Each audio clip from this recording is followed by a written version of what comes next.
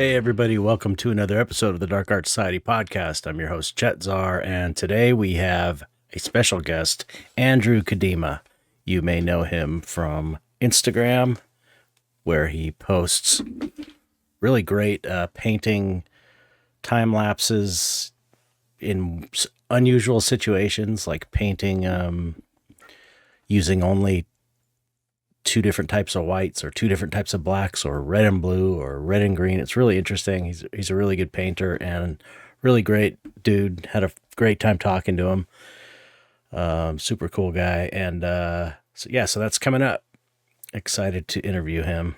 Well, excited to have him on the show. I already interviewed him. This is after. Anyway, so let's see, what's up with me, my quick rundown. I'm just working on commissions. You can see this one back here. I've got a couple more. I got commissions, same story, finishing my commissions. About to start a large piece for a group show at Copro in a couple months, and that's it, pretty much. Nothing exciting to announce or anything. I've got a print release of Stargazer, the skull with the Stargazer coming out of the face. That's at chetsar.bigcartel.com. If you're interested in that, I've got it on sale now, like $20 off. So it's a cool print. That's pretty much it. Okay. So if you want to support the podcast, go to patreon.com/darkartsociety, join for as little as $1. And if you join at the $5 and above level, you get a 20% discount code from our Skull Shop, SkullShoppe.com. They make amazing skulls. I use them for all my skull paintings. If you want to check out what I'm up to, see my work that I'm working on, I'm posting just about every day, time lapses, pictures of what I'm working on. That's patreon.com/Chetzar. And if you join at any level on the Patreon, Dark Art Society Patreon, you get your name read on the air, on the pod. And this week we have a new subscriber, Jim Burton. Thank you, Jim. Appreciate it. Appreciate you supporting the podcast. It's really amazing. So that's why we can keep doing it. Am I thinking anything?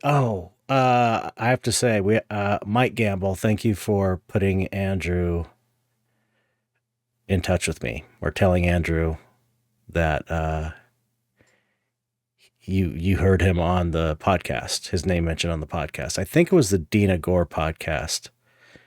And because we were talking about it during the interview, and he didn't want to mess your name up, or he didn't want you to get you mixed up with somebody else, so we never said your name. So Mike Gamble's responsible for this interview. He reached out to Andrew and put him in touch with me. So thanks, Mike. That's it. Let's get on with the interview. It's a good one. It's a long one, and super interesting story this guy has. Anyway, here we go. I hope you like it, and here goes. Thank you for listening. Oh, hit like and subscribe especially if you're on YouTube. If you're on any of the audio platforms, any likes, comments, anything like that will help the podcast. So I'd appreciate that, especially on YouTube. If you can hit the like button and subscribe. We're trying to grow in the YouTube space. That's it. All right. I hope you enjoy it. Here goes.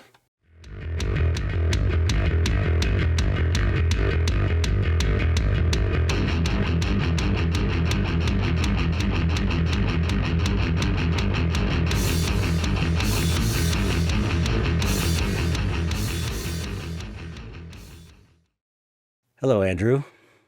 Hey. Welcome to the podcast. No, thanks so much for having me. Yeah, thank you. I forgot, who was it that put us in touch, kind of? Shoot. Dina. Is it Dina Gore? That may have been the guest that was on at that time, but somebody else had reached out to me. I think it was Actually, maybe I shouldn't say because I'm not like 100% we blew it. sure. We're sorry. We're sorry. We're sorry that we forgot your name.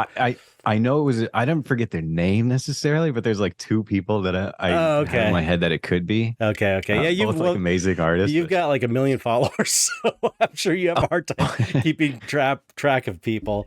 Yeah. Oh, the messages is like the worst part of that. But yeah. I definitely wanted to ask you that because that's a whole later on because that's a whole other level. It must be a nightmare in a lot of ways, but great in a lot of ways. Oh, it's terrible.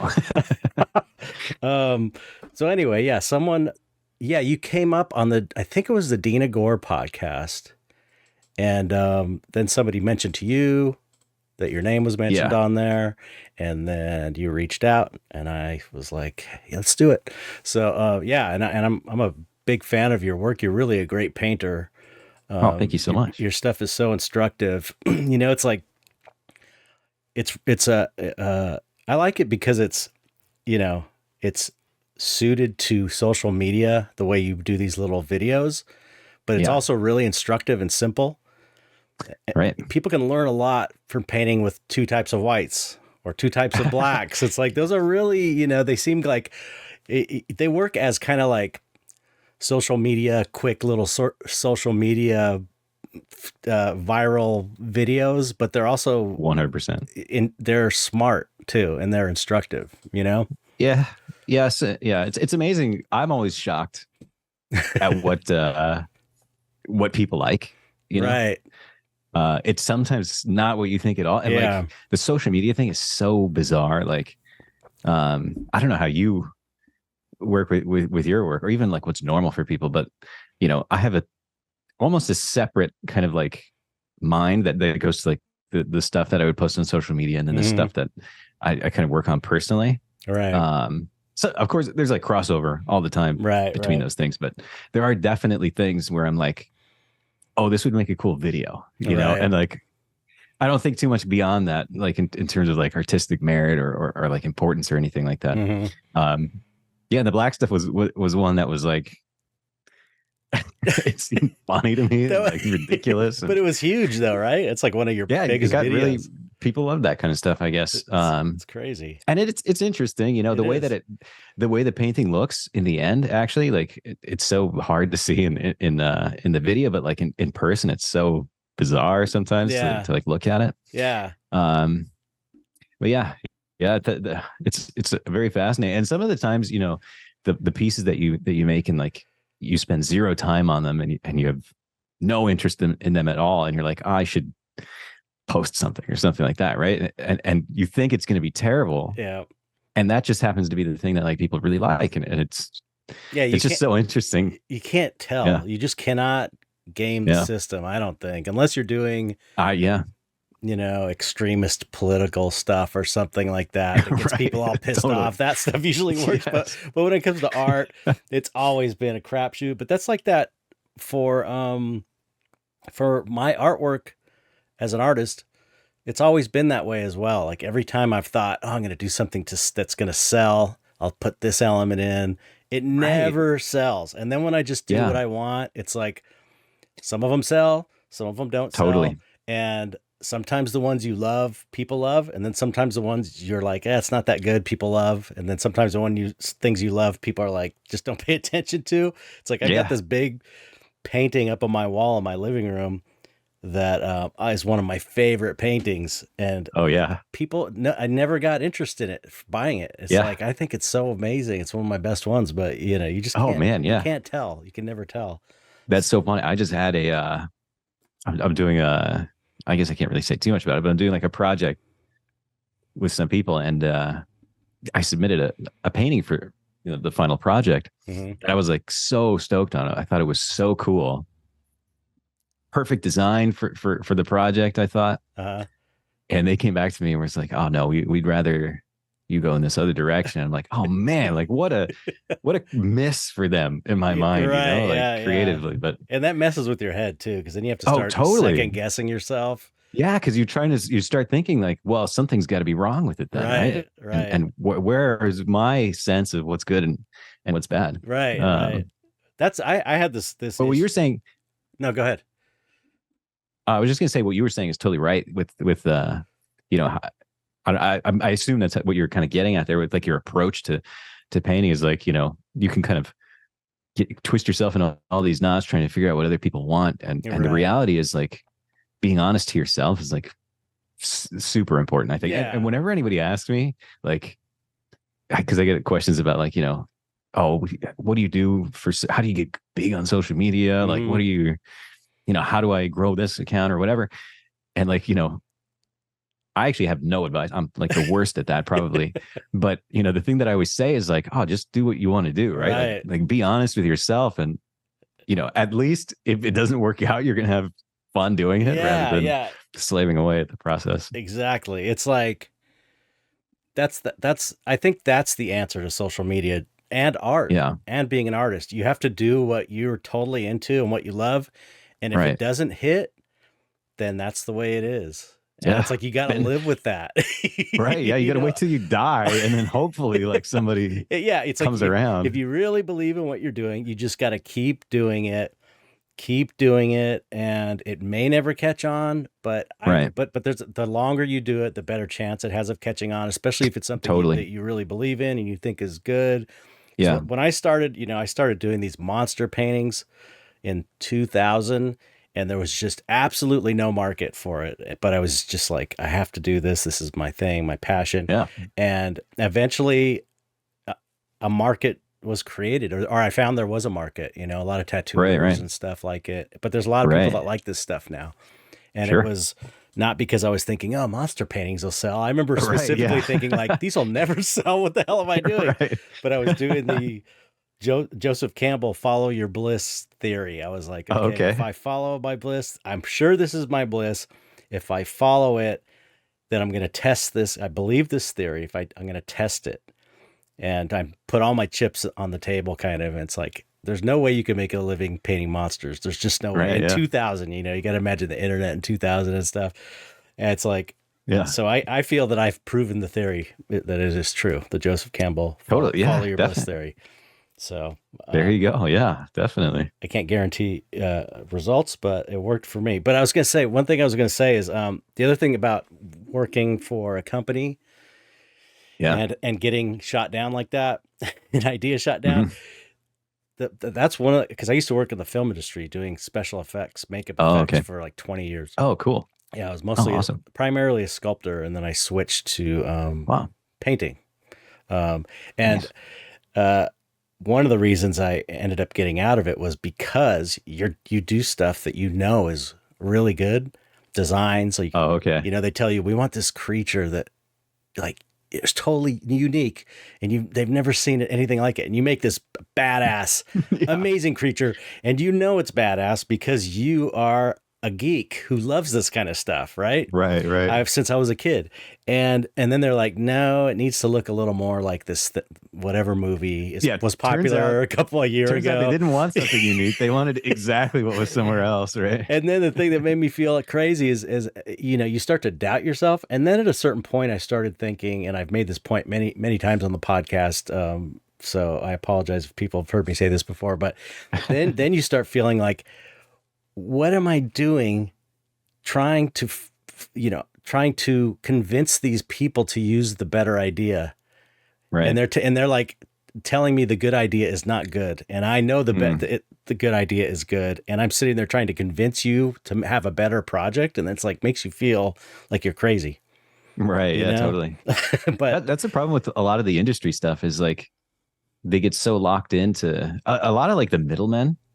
Are like a huge issue because they get locked into, you know, thinking that there was success elsewhere. So you just end up with like endless copies of that same thing. And, you know, that happens. I don't know, like I see it in the film industry all the time. Where, trends just kind of sink themselves into the ground because they're done so much. And you end up without like any real creativity in the projects. That's because, you know, people doing, especially, I know it from a makeup effects angle, and people doing makeup effects, it's such a weird niche industry. That the people that do it were like, they do it because they're totally geeks and nerds about that stuff, like me. And so we love it. so that's why we get into that business, not because it's like, oh, we're going to make, it's a job. It's not a job you go, I'm going to make a bunch of money. It's more like a weird job that you only do because you love. Right. And that's what's so cool about artists, right? I feel like you can trust them a lot of times because definitely, because they're not making a ton of money. They're hard to get into that for the wrong reasons, right? It's so true. So anyway, okay, your story is really interesting. What I've read about you, that you have you're a musician, a composer, and you switched to being a painter. And not only, I maybe you're doing both still, but tell me your whole like life story. Life kind of switched me. It was like I didn't really think about, it too much, but the art thing just kind of became impossible to ignore. Like not like on a personal level, but like on a, exposure level and like a potential level. Oh, okay. So tell me about how you got into music and how this whole thing, what your story is with in music. That. Yeah, totally. I was in music my whole life. I mean, that's what I started with. Like when I was a little kid, me and my brother were like super, super into music. Mm-hmm. Started piano like really young. Absolutely hated it. I thought it was like the most boring, awful, worst thing ever. Probably because our teacher was like, I assume our teacher, I was so young, I don't even remember, but I assume our teacher was not very engaging for children, at least. Mm-hmm. And then I moved around a bunch, because my parents were like, or my mom really was really like, oh, you have to be in the arts. She was a dancer. So it was like, oh, cool. Wow. That's unusual. That's usually the thing that I hear the most on this podcast is the opposite, pushing away. You should be a lawyer or a doctor or that's what's so interesting, right? And that was such a positive thing, actually, that my parents were so supportive of like careers all through my life that were not going to amount to any wealth, my parents did the same. My parents were the same way. Yeah, awesome. It's lucky. Rare. Yeah, really totally. Fortunate. But so I moved around a bunch of different instruments, kind of like trying to find something that I would like. And really, I think it was just about finding the right teacher that kind of really sparked interest in me. Mm-hmm. Because I played violin for a while, which was super fun. I that was like my main instrument growing up. But it still was not like grabbing me. Like I was not like sold on it. Mm-hmm. And then I found a guitar teacher named Monty Mann, and he was like so cool. Like really opened up a whole new world of music to me. Mm-hmm. And things like jazz that I was like, it was not even in my like world at that point. Oh wow. Okay. What kind of stuff was in your world at that point? Mostly like metal. Okay. Like my brother played drums, I played guitar at that point, so it was like, I don't know. Whatever my brother was into, I'm the younger brother, so whatever he was into, I kind of like that. That's what happened to me too, because I'm a musician also. Cool. My brother's like, and my older brother's a guitar player, so I would always get. Nice. That's how I got into like older bands like the Who and stuff like Devo and a lot of cool weird stuff I got from my brother. Yeah. So anyway, that's cool. Yeah. That's where like the main musical influence in my life at that time came from. And it was like, he was listening to crazy stuff, like, black metal, like, really hard stuff. Hardcore stuff. Yeah. And I kind of, I was a little bit less, I was more lighter, not so much the darker stuff, a lot of like Iron Maiden, the lighter metal Iron Maiden. Well, when I was growing up, because I think I'm probably about 15 years older than you. When I was growing up, Iron Maiden was the hard ass. That was the hard stuff. Yeah. Well, yeah, it had the scary the hard album stuff, covers and oh man, the album covers that was a huge art influence on me, by the way. Me too. But the hard stuff I'm thinking of is like, in their spare time, they're like burning churches or something, crazy stuff. Black metal, sweet Norwegian black metal. Totally. Anyway, so this guitar teacher was like super, super inspirational to me, and I didn't quit that other style of music either. It's it was just like this idea that you don't have to be locked into something. You could do whatever you want. You can explore all these other things because there's such a stigma, I feel like, especially in music, where you get genre locked so easily. Yeah, and you start to like not even like raise your own genre, but you start to like look down on everything else, and you think you like pick apart everything else. Do you think it's not as, worthwhile or valid? Oh yeah, yeah. So he kind Especially of, jazz and totally. jazz are like the top of the snob guys because you really Oh, you absolutely. gotta be, but you gotta be a badass to play jazz like on that high level. That stuff is like Yeah. I Yeah. like to listen to it, but I don't even know. I can't tell what's going on. It's just Yeah. like It's a challenging crazy. thing to Yeah, listen to sometimes for people. yeah. Yeah. Um, but yeah, it's super. Yeah, that was super helpful for me. Super inspirational. And then the guitar was like, I was like, that's how I was known. Like when I was a kid, like in high school at that point, like You're the guitar kid. I'm the guitar guy, Hmm. basically. Yeah, exactly. And I was like, I'm kind of like an antisocial guy. And, I would just like, that's what I would do all day. Like Yeah, yeah. literally all day, I would just be playing. And then I got a piano in my room at some point, and that was like huge for me. And like, I Wow. was just constantly playing on that. What were your? Did you Um, have like goals, an idea in your mind? Because when I got into playing guitar, and I was in these bands, uh, around 17, I yeah, taught myself to play guitar. Just my brother taught me like three chords, and I just kind of went from there. that's all you And need. what's that? Yeah, I know. That's all you need. And You're it's like good to go. I wasn't even a guitar. I was never a shredder. I Yeah. never, because I just never really learned, but I was like, I was not a guitar fan really. Um, Okay. I Interesting. just learned guitar because I wanted to write music because Because it was a I thing, right? love Yeah. Okay. writing music. That's my favorite part. Oh, And awesome. I was always like a fan of the drums and then bass, I really like those Oh, yeah. instruments, but Totally. anyway, yeah, I was trying to be a rock star, like in a band. I was trying to do like this cool trying to make it in the early 87 to 97 Okay. or so is when I was in a band, a couple different Gotcha. bands Gotcha. trying to make it. So did you have like a goal in mind? Because you're like classically trained, right? Well, yeah. So that's like where the switch kind of happened. Assumedly, when I was playing guitar in high school, I was definitely thinking probably about, Being oh, a I'll be in a rock band, star. so it'll Yeah. be easy. Yeah, dude. Totally. But that quickly changed, and I remember how it changed actually now. We got a computer program. I can't even remember what it is at this point, but it was like, it was one of the first kind of MIDI realization programs where Hmm. you could plug in, and it was man, this is so interesting to me now because like the way that people interact with writing music nowadays, kids who Hmm. don't know anything about it, Yeah, like they're just starting out, they don't know anything about it.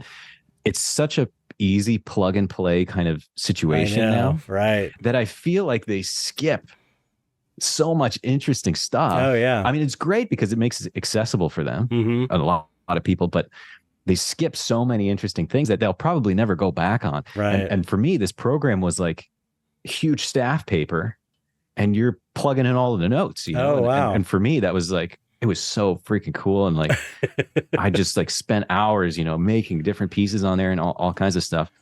Um, and I didn't have any experience with writing for an oboe, for instance. I had Right. no Right. idea what I was doing, but it was there, and I was like, oh, that's freaking cool. I want to write something for that. So I ended up taking classes at the University of Texas with a composition guy, Hmm. and just learning like a bunch of stuff, and that's kind of I decided that's what I'm going to do. And um, at the end of high school, I applied to like every conservatory basically that in the country, and I had a crazy application. Like it was probably one of the biggest applications that they got. Like it was stupid. I mean, but it worked well probably for them because like I was writing freaking symphonies and stuff Yeah. that were they were probably terrible, but I was so into it, Right. that I was giving them these Wow. huge freaking things.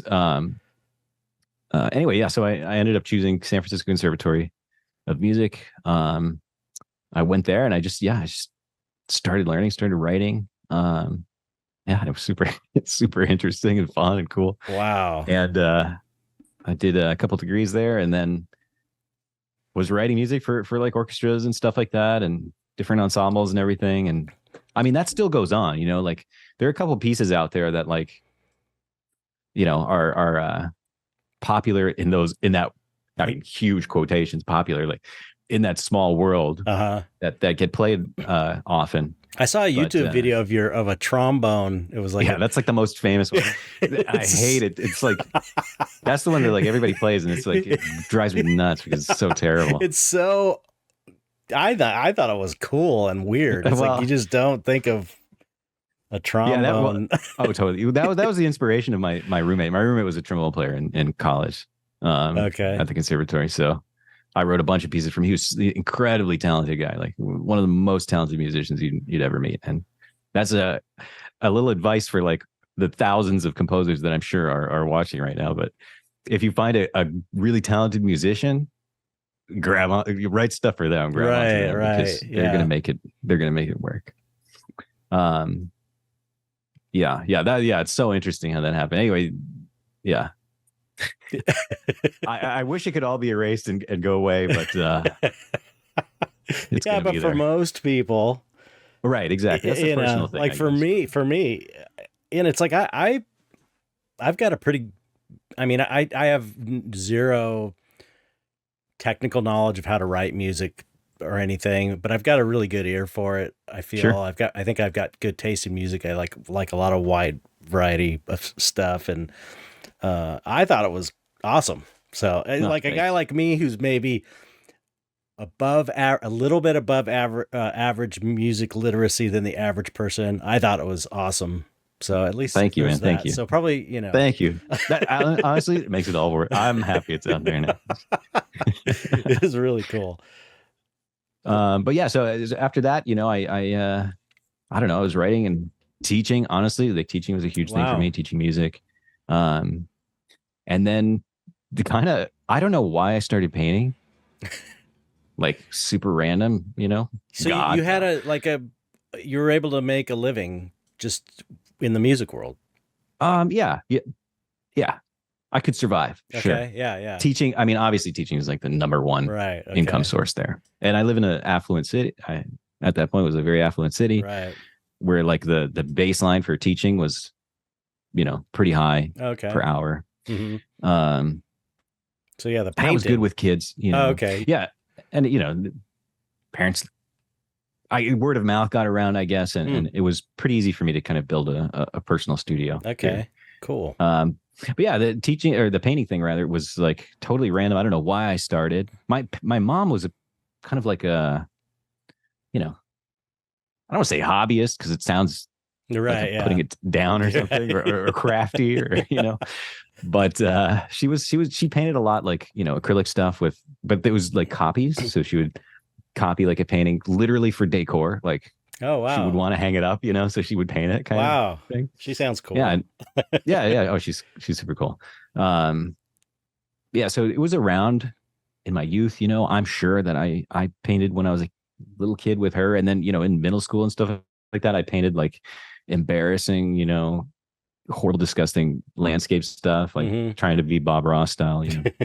And then I really didn't paint anything. I think for like college mostly. Just like, wow, it was not like on my radar at all. And then all of a sudden, I don't know, maybe I found paints or something and I started doing it. But for whatever reason, I had like a desire to kind of do it. And I thought, oh, it's possible for me to do. And, for me, a lot of the times, like the interesting part of something is like the figuring it out, like learning and stuff like that. Mm-hmm. So like, I'd say like for like 3 years, maybe I was just painting.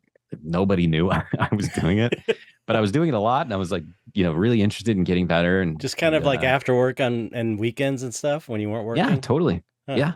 Yeah. Okay. Like at night mostly. Yeah. And the pandemic hit.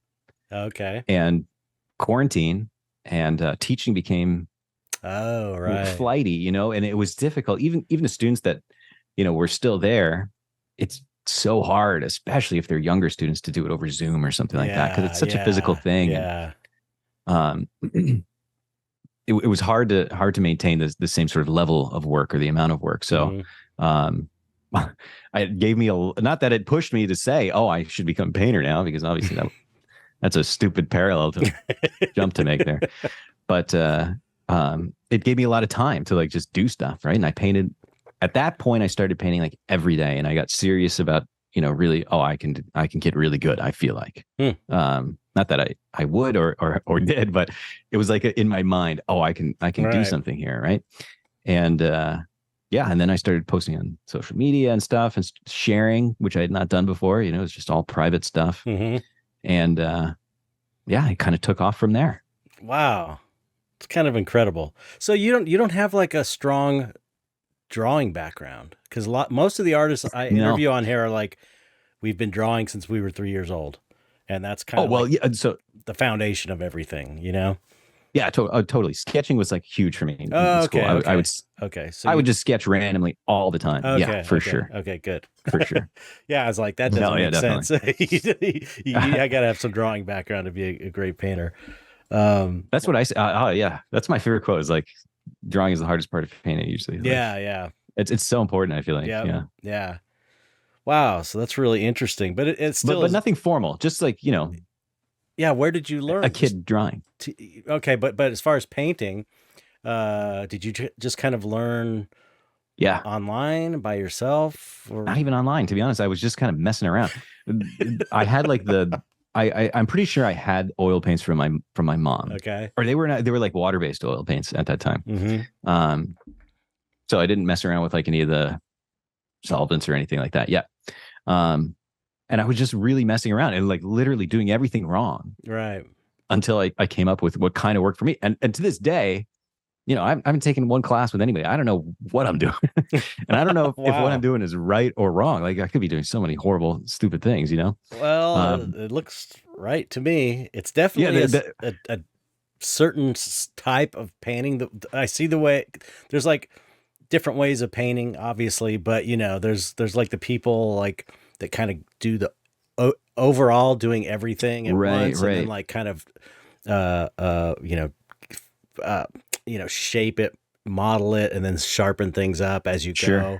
And you're kind of like that in some of your videos, but you're kind of like, you start and you just kind of finish the thing as it. Right. Yeah. That's so funny. Which is another way I've seen these amazing painters, these guys I follow on YouTube, paint the same way, and it's totally legit, Yeah, I actually started the way that you're kind of describing, where it was a lot more generalized shapes and stuff like that, and then kind of honing it in. But then I was like, I don't know.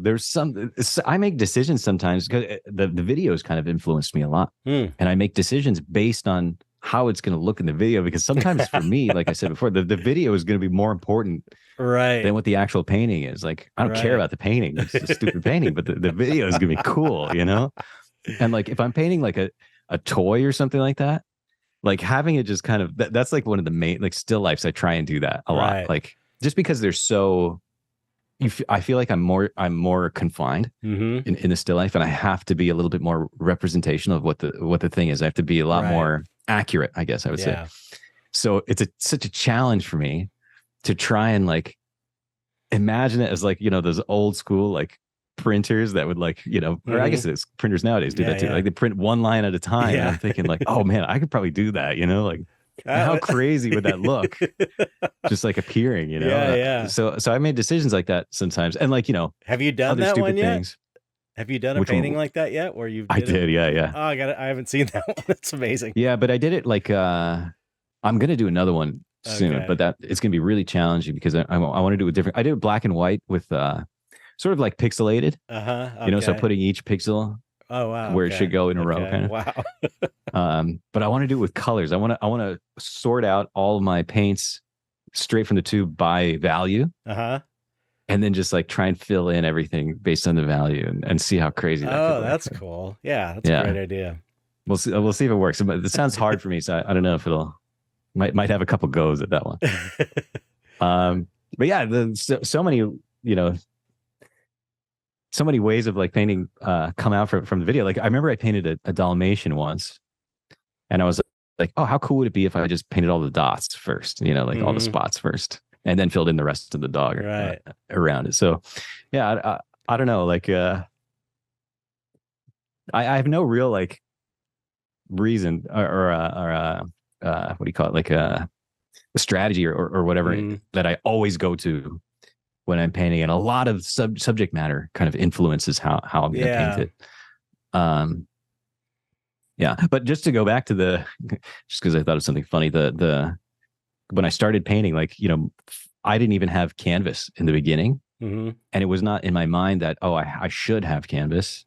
Like, I knew that that's what you would paint on, but I thought it didn't matter so much. So I started painting on printer paper, like literally just oil on printer paper. And it was so funny because like I'd learn while I'm painting, and then the painting would just like, soak into the paper at the end of the night. It's like, have you ever heard of that band, the Minutemen?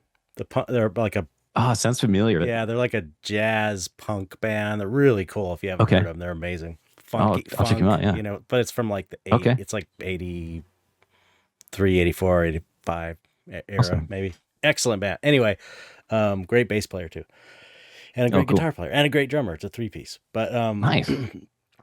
They tell a story. There's a really great documentary about them called We Jam Econo.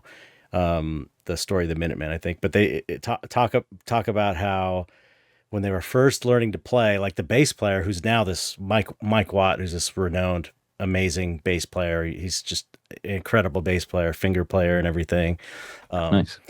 And he was saying how like the guitar player, his mother gave him a guitar, and she told Mike Watt to play bass. She was trying to keep them out of trouble. And he was saying he didn't even know what a bass was, so he thought it was just like a guitar with 4 strings. And then when they would tune, they didn't even know about tuning. They'd be like, they thought that like some players like them loose and some like them tight. They just go wild on the tuning. Oh, I like that. So it's like they didn't even know how to tune a guitar. So it's like kind of the same thing where you don't know what you don't know. And right. Yeah. By making those mistakes, And dude, like honestly, that journey, whenever anybody tells me they like, oh, I'm starting oil painting. I'm like, oh man, I'm so jealous of you right now because like getting to like go through that process of just like learning for the first time is so fun. Oh yeah. For me. And same here, man. I'm with you. Like I can tell you've got an obsessive nature. I imagine it seems like you do, and because I'm the same way, It's like when I want to learn something, I just go into it, and I just do it until I know it. And and it seems like you've got that, especially coming as far as you have in such a short amount of time as a painter, shows that you have this amazing. It's also dedication, maybe like a sickness, like a fault. I think it would be. But we're channeling it in healthy ways because there's like bad things you could channel that obsession into for sure. That's true. I was also thinking like socially, like if a friend is like, oh hey, want to go bowling, and like in my mind, then I'll be like sure, and then I'll spend like the next 3 weeks like bowling every day, to make sure that I know exactly what's going on. I learn all the tricks and everything. Yeah.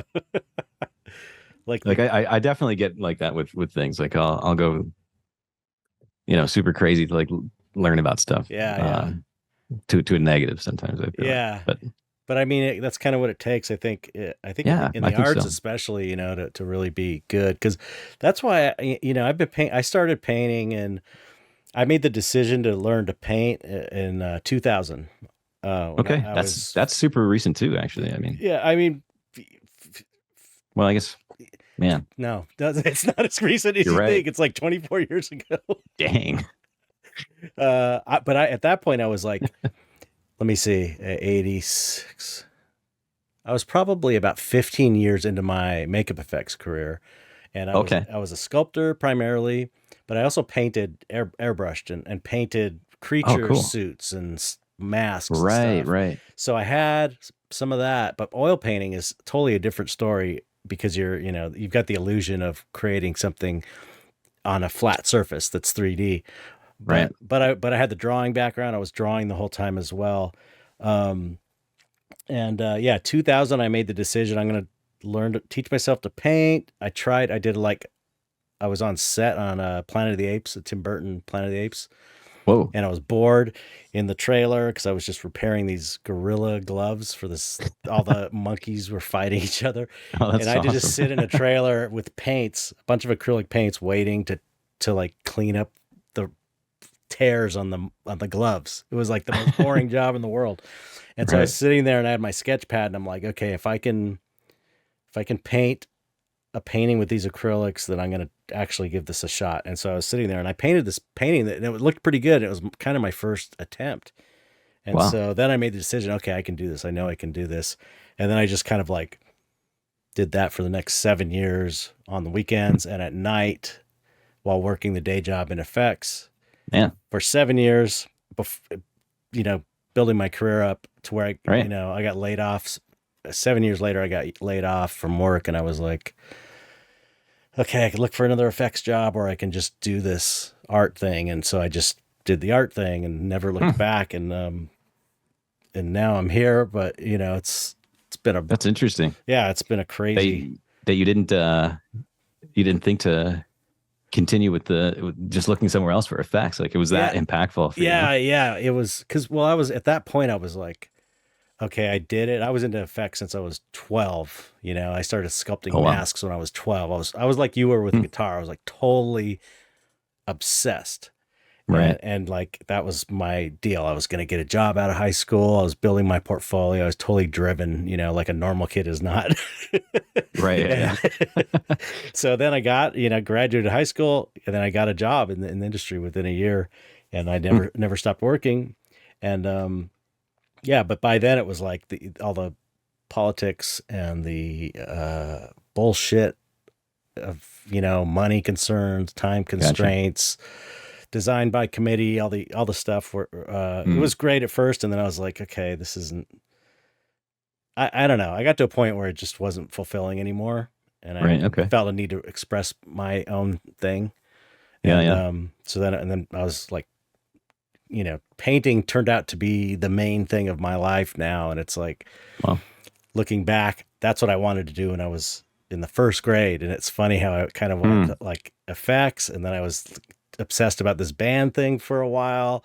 And then I got into computer animation for a while and I was trying to do digital 3D animation. And it's like, when I finally got to painting, it was like, oh, this is what I should have been doing all along. Oh, that's so cool. I used to fantasize about that when I was in the first grade. So that's awesome that you can have that realization. Like you kind of like maybe didn't even, you're saying like you didn't even know that maybe that's the final goal. But then when you got there, you're like, oh, that's it. And it's like, that's cool. And it's cool because, you know, I learned so much in makeup effects. It was like, I never went to art school. So it was kind of like my art school because I was sculpting every day, 40 hours a week, and had anatomy reference everywhere. It was like an art studio, you know, and you had to, and especially when I got to work in the better shops like Rick Baker's and stuff, it's like, you have to do it amazing. You have to do it perfect. Right, totally. Working for a guy like Rick. And so you have to do it or you lose your job. So it's like, you gotta like totally be on. And it was like the best training for me as an artist, like a fine artist, you know? Right.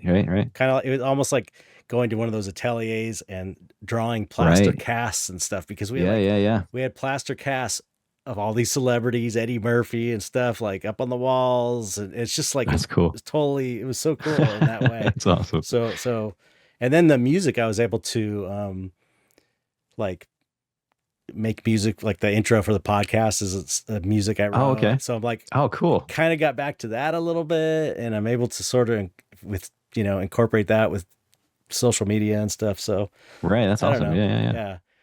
It's it all comes back, right? Yeah.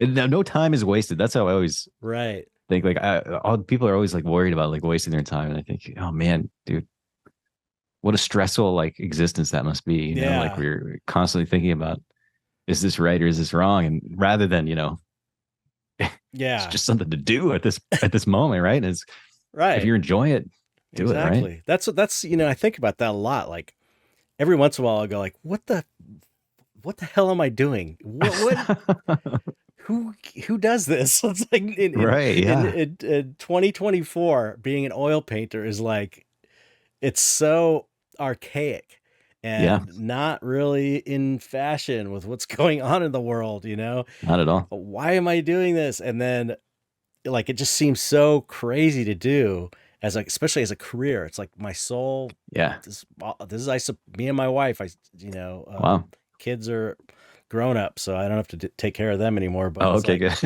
good. but I was though for the first part of my career, I was raising a whole family on my income for being an artist. It was insane. Man, that is impressive. But it's every time I go and sit down to paint, it's like, okay, that's why I'm doing this, because this is the most fun I can think of to do. And it's like, yeah, that makes me a paint nerd or whatever. I don't give a shit. It's like, this is the funnest thing I can think to do. I'd rather be doing this than traveling or doing anything. You know what I mean? That's when I knew like this is where I'm going to be, probably, is like when I started making decisions based on like how much time am I going to have to paint later, you know? Like, yeah, right. Like going out to like a dinner with friends or something that would normally be like, oh, that's super fun or exciting. Right. Yeah, but I'm not going to get home until this time, so I'll probably just stay home and paint. Yeah, totally. And you know what? Just to kind of like hit on that point that you were talking about, like I think there's like a disconnect between what people who like are observing artists and people who are like making the art. There's a disconnect as to what's valuable or important about the whole thing. Like, because it's so like concrete. You think like, oh, this person's, they've made a masterpiece and that's their baby now, and like that's the important thing. That was that's the goal, right? They made this painting. That's the goal of it.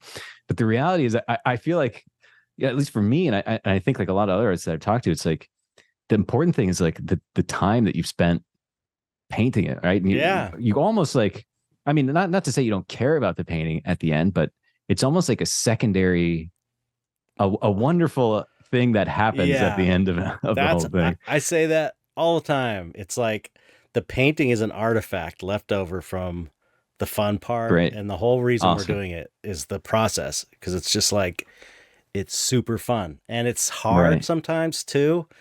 And it's a struggle sometimes, but that's part of what makes it so fun, you know? Yeah. And I feel like it's difficult enough that it's always challenging. I could paint I feel like I'll be painting the rest of my life, because it's that fun and still challenging. It's just, it's not easy. It's still not, it's fun, but it's still not super easy.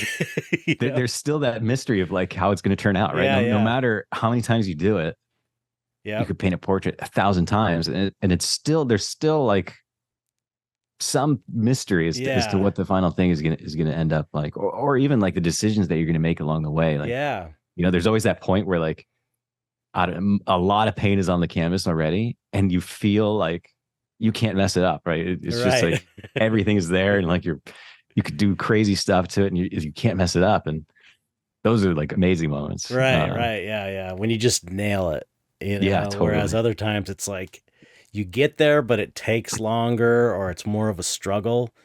You know, that's the thing. It's like, even when I was starting, at first it was like, okay, can I do this? Am I going to be able to pull this idea off? And you're never sure. And you're hesitant, which is really bad for creativity and painting, I think, is when you're feeling like you have to be careful, you know? Sure. So, but I always, there came a point where I was like, I know that I can make it work no matter what at a certain point. You know, it's like right. You know what I mean? There's a point you hit. Yeah, totally. Like it won't be as loose as I'd like or whatever, you know, I won't have the transparent shadows I was hoping to get, but I can fix it and make it work as a painting that goes in a show. Right. You know what I mean? So totally. Yeah. So, I think about that with like corporate work, like you take a job and there might be pressures to thinking like, oh, you know, you have to paint this thing and like, can you do it or whatever? But you know, you get to a point where it's like, oh, you can definitely do it. Right. But like, how much are you going to like it? Or, you know, are you going to get it exactly the way you want to? And in that, it's sort of, you know, those are moments where you can throw that away and like your private stuff though, huh? Like that's the stuff where like, it's so fun to just experiment and go crazy. Yeah. A lot of the times with my stuff, I don't even like, I can't remember the last time that I like planned something out. Wow. Like a big painting. Like I would sketch it out first or something. Like for me, it's so fun to like go from idea Right. to the finished painting in like one night, one go. That's cool. Yeah. Without kind of like processing so much, all the steps that I'm going to take. You just kind of like go from one thing to the next and then see how it works out. And sometimes it's like horrible, right? Obviously, like, because, we have so many the amount of bad ideas that we have is probably like way far outweighs the good ideas.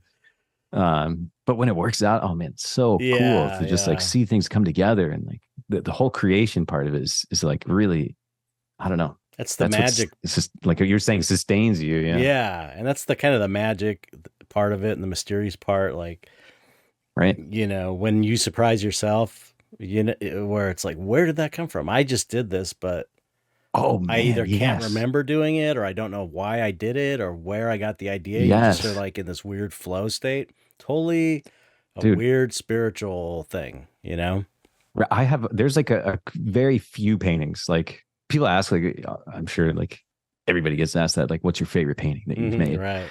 It's so hard for me to answer. I usually give like the jerk answer of like my next painting is my favorite painting. But there's like a couple paintings that I can think of in the past that I've made where it's like, I don't know if they're my favorite. Maybe they are, but they strike something so different than the other paintings to me. And when I look at them, it's exactly what you're saying. Like I look at them and I think someone else painted them. Right. It's like, what did I do there? Like, how did I do that? And I could spend, years trying to emulate it and doing exactly the same thing and maybe not get it. Right. Uh-oh. Oh, what happened to you? Apologies. That's okay. My video died. Okay. I'm going to have to switch to a different camera probably. Okay. Sorry. No problem. Is that okay? Yeah, I can edit for sure. No problem. Okay. Hey, there you go.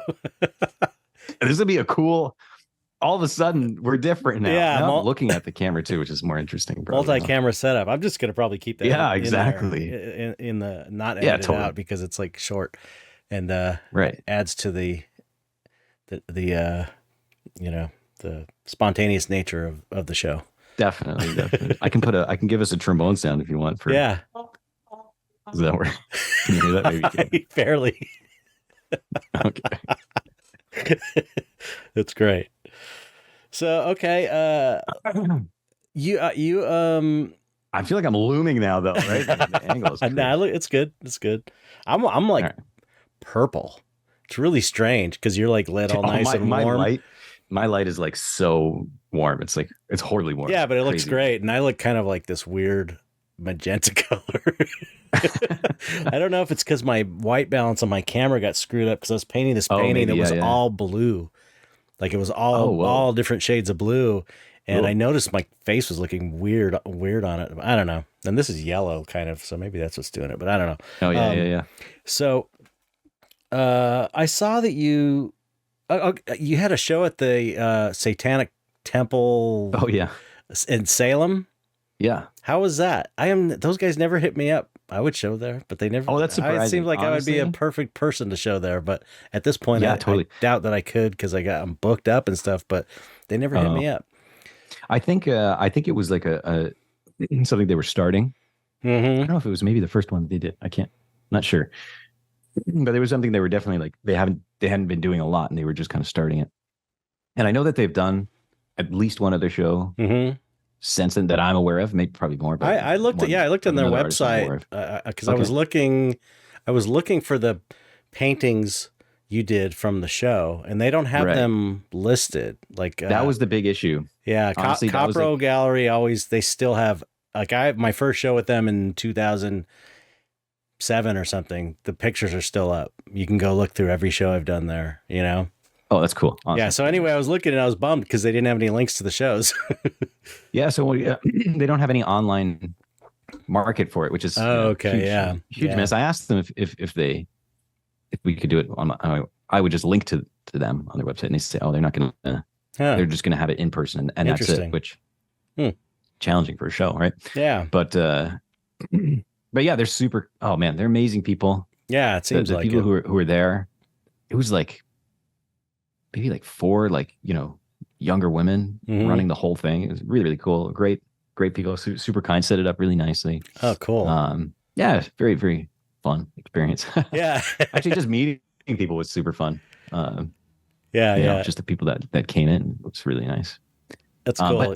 I would reach out to them if I'm Yeah, honest. I know. Well, that's the I thing. think they'd be into it. Yeah, maybe I could. I just, at this point I'm like I kind of have Yeah, time and I've I got get you. a Yeah. show at Copro Gallery in Santa Monica is like my Cool. main gallery, and so yeah. I was there not too long ago. Oh, really? Was it this year? Was it? No, it was last year for sure. Yeah. At do you know Sean and Kate? Uh, Kate Zamorano, Sean Cheatham. Oh, yeah, yeah, yeah, yeah. Yeah, Yeah, they were part of a show. oh, that's right. I know. Last year I that missed came that out. one. You were at that Yeah, show? yeah, Oh man. That was an amazing show. yeah. Sean, I mean, super talented artists. Sean's amazing. I mean, Yeah, really, amazing. really. Yeah, yeah, They're both amazing. yeah, yeah, yeah. Um, yeah. So that's the thing. It's like I usually do a solo. They've been, my gallery since I started, so I always Awesome. feel like I'm going to give them my solo show. It's Totally, totally. we're like very close, and they're great. They're That's good. amazing. That's something that I haven't kind of gone for yet. I haven't really, Yeah. really investigated too much, like linking up with a gallery. Right. Yeah. Like a specific gallery and saying, okay, I'm with you kind of thing. Like I've done like group shows and some solo shows here and there, but not like nothing really committed. And even the solo shows that I've done, I haven't done one yet where it's like every painting is like carefully considered and like there's a theme I'm and like super like right. I'm super proud of like this one body of work that I'm kind of putting out there. So that's still I'm working on one right now, but maybe like 2 years until I kind of push it out to people. But that's a nervous thing for me actually, is to like find the right gallery for something, because it's so hard to find a good one. I feel like, yeah, and even galleries that I find where I'm like, oh, this is gonna be a great gallery, and I talk to another artist about it, and they're like, oh, I hate them. They like did this horrible thing to me or whatever. Yeah, right. It's so challenging. I feel like to find a really good one. Even though the ones that I've worked with, I should say, are they've all been like super amazing people, like cool, very accommodating, very nice. So I haven't had any bad experiences, but I'm nervous about word of mouth, like well, it's good to ask around for people that know. And it depends on the kind of artwork, what you're doing for your show too, right. Copro's kind of, I like to think I influenced them a little bit, but they're in a darker on the darker end of. Yeah, totally. I thought it was awesome when I went there. Yeah, they got like all the cool. That's just my kind of thing. I just love it, that kind of dark stuff. And it's like you've done some weird. You definitely do some weird and kind of darker stuff, but you don't. Yeah. But you also do kind of all kinds of different stuff. You do like I try and do anything that like pops into my mind, like, oh, that might be cool. I'll kind of do that without any care of like, what's this person going to say, or like like what's this group of people going to say about it, or how is it going to like interact with like an audience maybe that I already have. Right.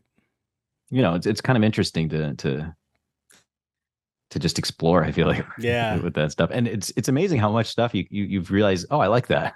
Yeah, which you might not even think. Yeah, because you kind of like lock yourself in a smaller zone. Yeah, but I've been doing these flower skull paintings. Right. Yeah, I've seen those. Awesome. And it's like it was just random. It was a total fluke. How they started. I just was like, my wife gave me this flower from outside, and I didn't have anywhere to put it, so I stuck it in the eye socket of a skull that I had on my desk. Oh, so it was an actual setup. Okay. Yeah, just for someone to put it. And I was like, I don't know where to put this. I stuck it in there, and I was like, oh, that'd make a cool painting. Took a picture with my iPhone, and then a group show came up like a year later, and I was like, oh, I got to paint something. Oh, I'm going to paint this. That'll be easy. It's like forever, because most of the stuff I do, I don't have reference. It's like my references, I'm just going out of my head and designing, and then I do studies, and then I kind of use that for my reference. But this is like a photo, and I was like, oh, I could paint it'll be kind of easy. I got to do this quick. Right. And then it was like more popular than anything I've done in the last 20 Oh, really? years. Oh, that's so Yeah, interesting. yeah. And so Huh. I was like, okay, I'll try another one. Boom, sold right away. Okay, I'll try another one. Wow. Boom, sold before I even painted it. Sold based on the So, study. oh, wow. That's cool. That's really awesome. Yeah, it's that to someone I don't even know that contacted the gallery. So it's like, and that's goes to you can never tell what people are gonna like. You have to just go with what you think is cool, satisfy your own artistic impulses, and if you're lucky, you'll hit on something eventually. You know, right? So it's also like talking about that's a challenge that I faced a lot in my career, especially early on, is painting stuff that's like that seems obviously it's more accessible, probably. Right. Yeah. And it's something that you could envision walking into somebody's house and it's on their wall. Yeah. Right. And I think like me, like I do plenty of paintings that are probably like that, right? And it's super accessible and whatever. But you're probably the same way. Like a lot of the paintings that you want to paint, you can't even imagine like walking into a stranger's house and it's like hanging on their wall, like.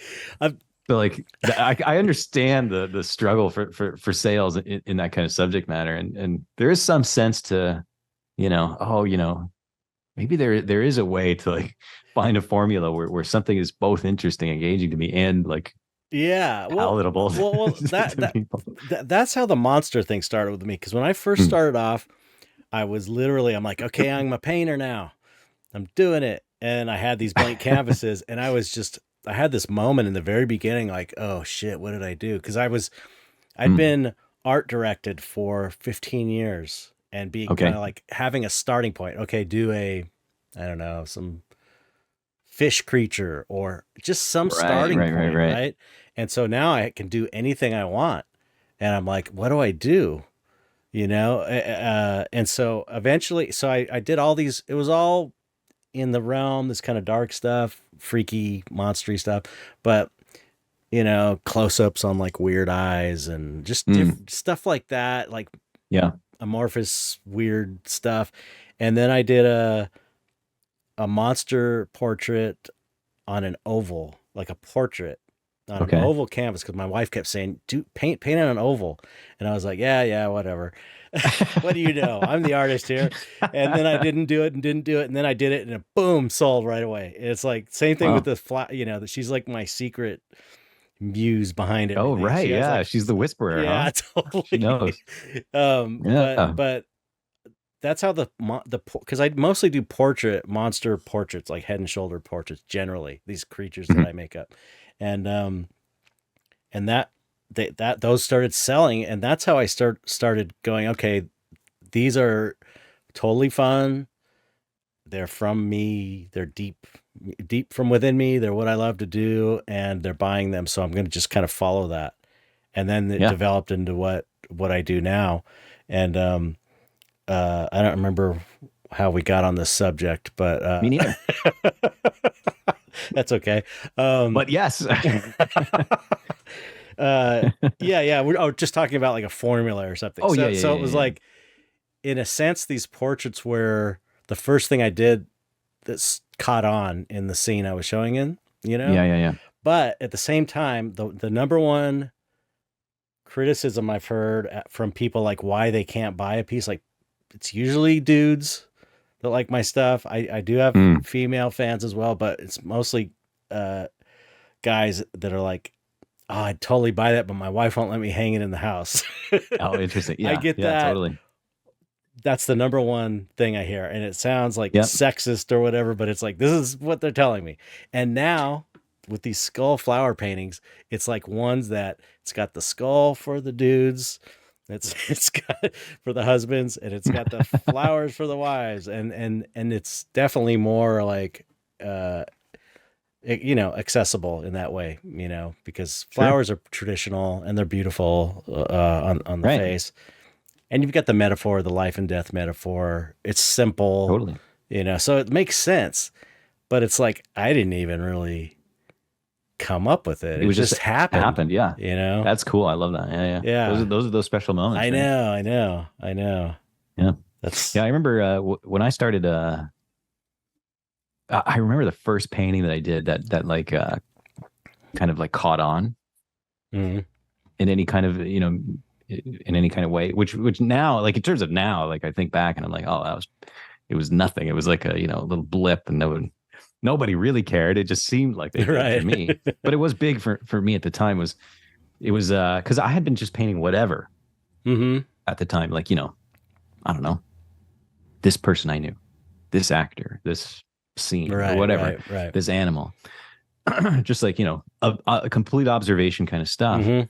And then I painted a portrait of it was just like a woman with like marbles for Oh yeah, eyes. that's a great one. I love that painting. Oh, thanks. Yeah, It's and that one, freaky. like, yeah, that one really took off, and I realized, oh man, maybe sort of like you kind of found your Right.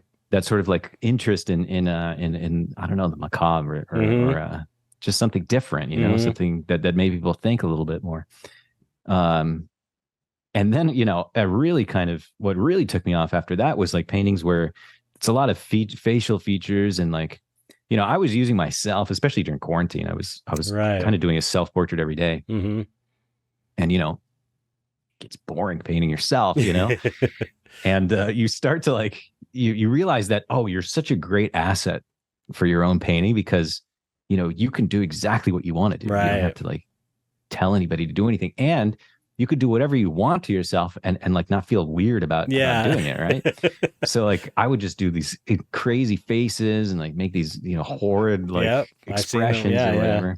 Yeah, and a bunch of different facial features just kind of mixed together, Hmm. and that really took off. Like that was like the main thing I think that propelled me forward in the beginning. Hmm. Interesting. And I remember at one point somebody was like, "Oh, you're the guy who paints the eyes," like because it was just like a bunch of eyes and mouths and stuff like Right. that. Yeah, yeah, yeah.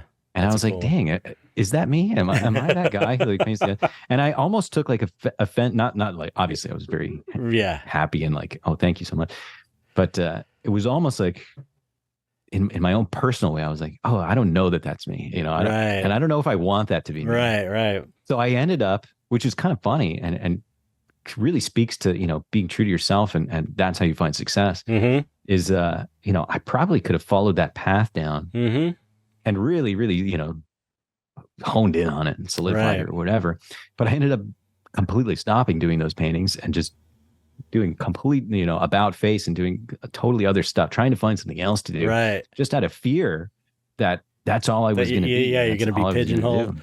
That that Yeah. that was the thing with the monster portraits with me. It's like I knew from what, because I was reading books like how to make it in the art business.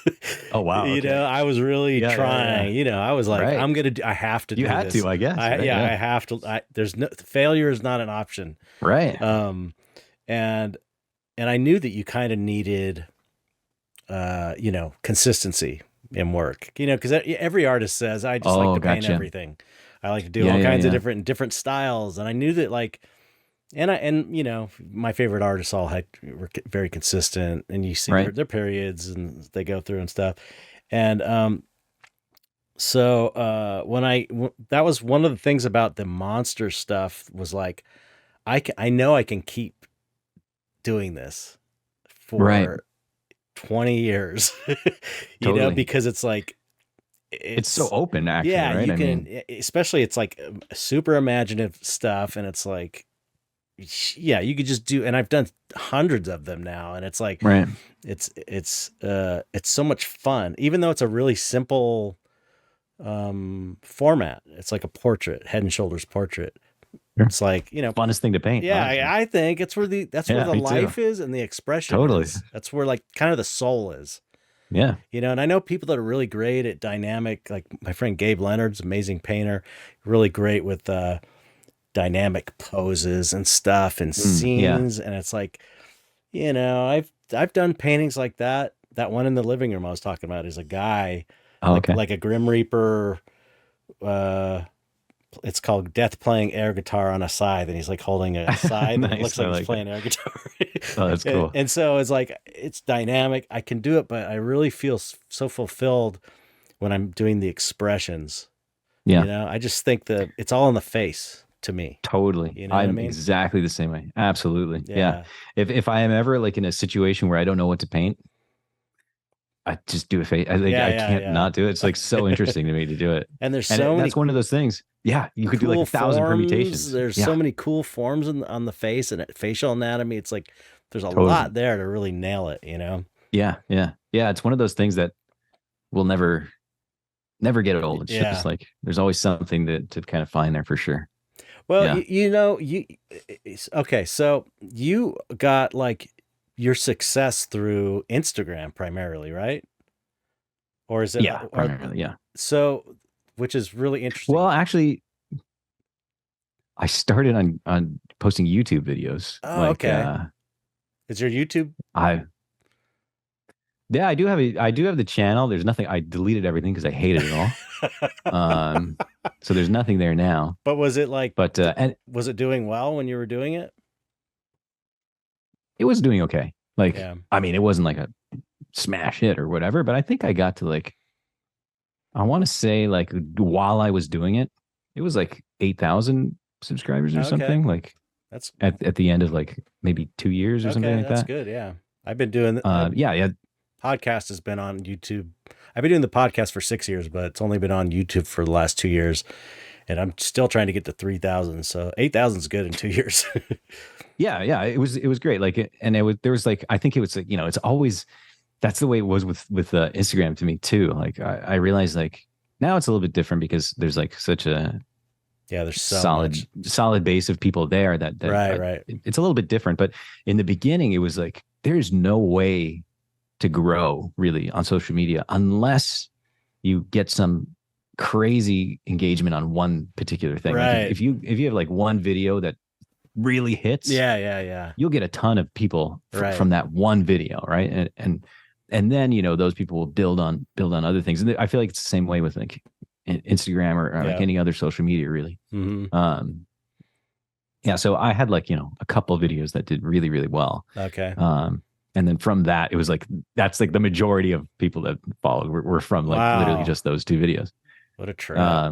Yeah. But then it was so like there was a lot of effort put into it, and Instagram was so much easier for me to do. Mm-hmm. Like it's literally, boom, post a photo. At that point, it was like literally just photos, right? So it's just post a photo, I'm done, bye. And I was like, okay, I can't keep doing this YouTube stuff because I was like, although it's kind of what I'm doing now. Yeah, like, well, YouTube has shorts now, so it's like you could. That's true. Yeah, I should in do the it, shorts feed. Yeah, I'm just so lazy, dude. I just can't. It's such a pain in the ass. There's such a barrier, especially when you just want to paint. You just want to paint, exactly, and or even doing these cool paintings for these videos. It's even the process of like uploading them and titling them. Oh man, it's like it's a big pain in the ass. Yeah, totally. Like I work, I teach during the day. Mm-hmm. I teach a lot less now, but I still have like a few students. Teach during the day. I go home at night. I paint for like 5 hours or whatever. Do stuff for other people, do stuff for me. Then spend the next 2 hours or whatever, like getting all the videos off and editing or whatever, posting. It's just like, oh my god, like what a crazy process actually. Yeah. And what a time sink, really. But it's fun. I do enjoy it. So I'm not like complaining about it. But I love video editing, and I feel like I could really get into it if I wasn't so pressed for time. And totally. It's like I've got to keep the wheels from falling off this thing, right. And selling. I need to keep selling work. I have sales on my website and this and that, and hustle money through my art. So it's like, it's just so hard to find time. And it's not fun really is. When you don't have time and you're rushing to make a video, that takes like the fun out of it. Same with painting. Right. When you're too pressed for time on a painting, at least I find it's like kind of takes the fun out of it. When you're just like, absolutely, I gotta get this done. I had to get this done 2 days ago. Yeah, and it's not done. Totally. Like sucks energy out of you. Knowing that you can't redo something is like the worst experience because of time. Like, this is my only shot. Oh god. And it constricts you, right? Because you may not make kind of interesting choices because Right. you're going to take the safer. Yep. Because you got to get it done, you know. But Yeah, for sure. yeah. But you're like your videos are. I was gonna say you're like you have a really. You're like you have a there's a modern take on how an artist makes it nowadays, you know, because you've done it through social media rather than the traditional Right. gallery route or however. There's a lot of different ways of doing it nowadays. But I'm just glad.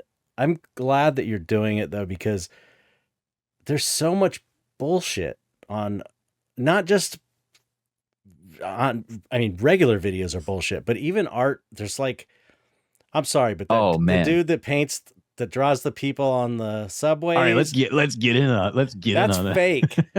That's fake, dude. That dude is not doing that on a subway. No. And one of the things it drives me insane. This guy actually blocked me, by the way. One of the things that drives me nuts is people lying. Yeah, like, I can't stand that. Like with their process, you know. Totally, man.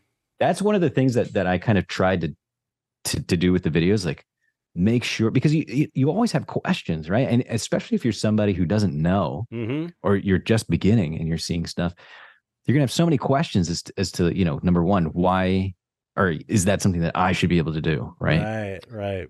Is that something that's you know, normal or, you know, attainable or whatever? So, you know, I tried to make it, and even times you'll see people like with you know, post videos where it's like they'll only show like really close up its and bits and whatever, and then they'll show the final painting like away from that, you know. And you know, I think a lot of us can tell, you know, not pointing anybody out in particular. I actually don't even have anybody in my mind, but a lot of us can tell, you know, oh, well, that was probably, you know, projected, traced out, and then, you know, carefully painted in there or whatever. And it's presented in such a way that it was created so differently from what it actually was. Right. And I think that's the danger for me, that I hate, you know, that gets under my skin. When I post, because sometimes I do projection stuff, especially when I'm in a rush. For sure. It's like, I don't have time. I've done it without the projections. I've done it by eye. I can do it. It just takes like 3 times longer for me to get a likeness or something. I always, you know, when I do my videos, I show them from start to finish. So if it's traced on, you'll see. If it's a blank canvas, you'll see. It's like, right. Yeah. It's all about, you know, it's, I hate that also. I hate that people using AI and then not copying to it. To me, I don't know. It doesn't seem right to me. But yeah, that's the thing. Like the tracing thing is a perfect example where it creates such a stigma against it. But, you know, like, I don't know, huge number of artists do that literally all the time, right? My stepdad was a painter. That's how he was came up as like using illustration techniques, and he would always trace his stuff out. It's just his process. Yeah. And it's like totally legit, you know? Right. Yeah, totally. And that's the problem. Like, you know, a lot of people present it or hide it. Yeah.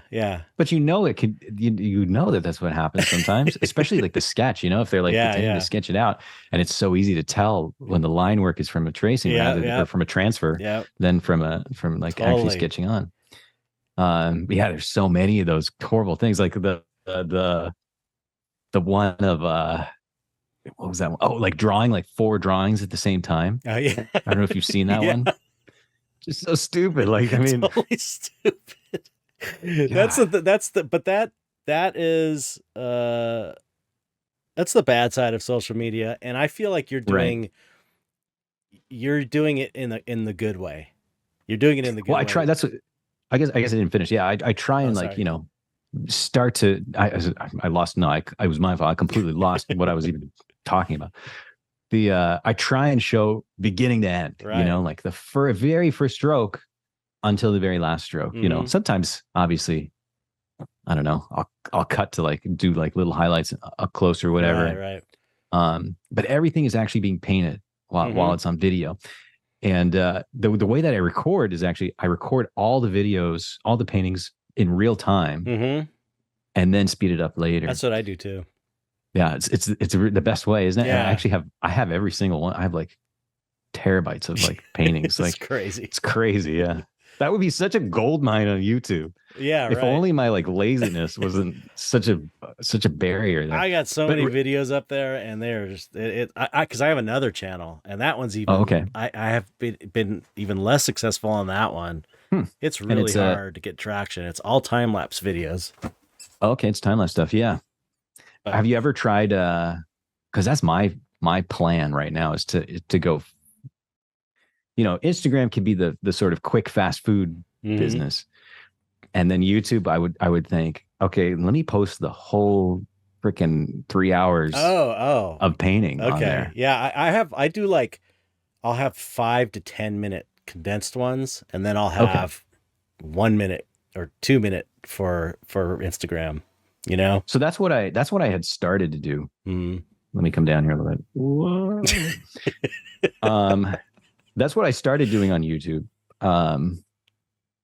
And I think at the time that was the thing that people did. Like it was, and there was like some, word in the air that like, oh, your videos are 5 to 10 minutes long or whatever, or 15 minutes long. And now I think it's different. At least the way that I consume YouTube stuff is I like put it on in the background. Yeah, it's going me for too. hours on end, Yeah. So I think there's a, there could be interest in there. And I think I never even thought of doing that. Yeah, and there's a lot of people like long ass videos. Heck yeah, dude. And there's like a lot of people. That would be sick. Yeah, like 10 hours of painting. That'd be so awesome. People would fall asleep to that, Like you're getting paid while people are sleeping. Yeah, right. They'll fall asleep and then it continues for the there 4 you hours. go, man. Yeah. But I think there's also an interest in that. Like, I get asked that all the time. Like, oh, can you post a real-time video, Interesting. And yeah, I think there'd be value to that. Yeah, you should. Yeah, I know I should. But you know what really stops me is like this, like we were talking about our obsession kind of tendencies, like this desire for perfection in it, or to like get it right. Right. And that kind of arrests me from like doing anything at all. I feel like kind of unable to put anything out because I'm not confident that I'm going to be able to do it the best way I could possibly do it. They always tell you on YouTube, especially, never do just that. Go for just it. Start.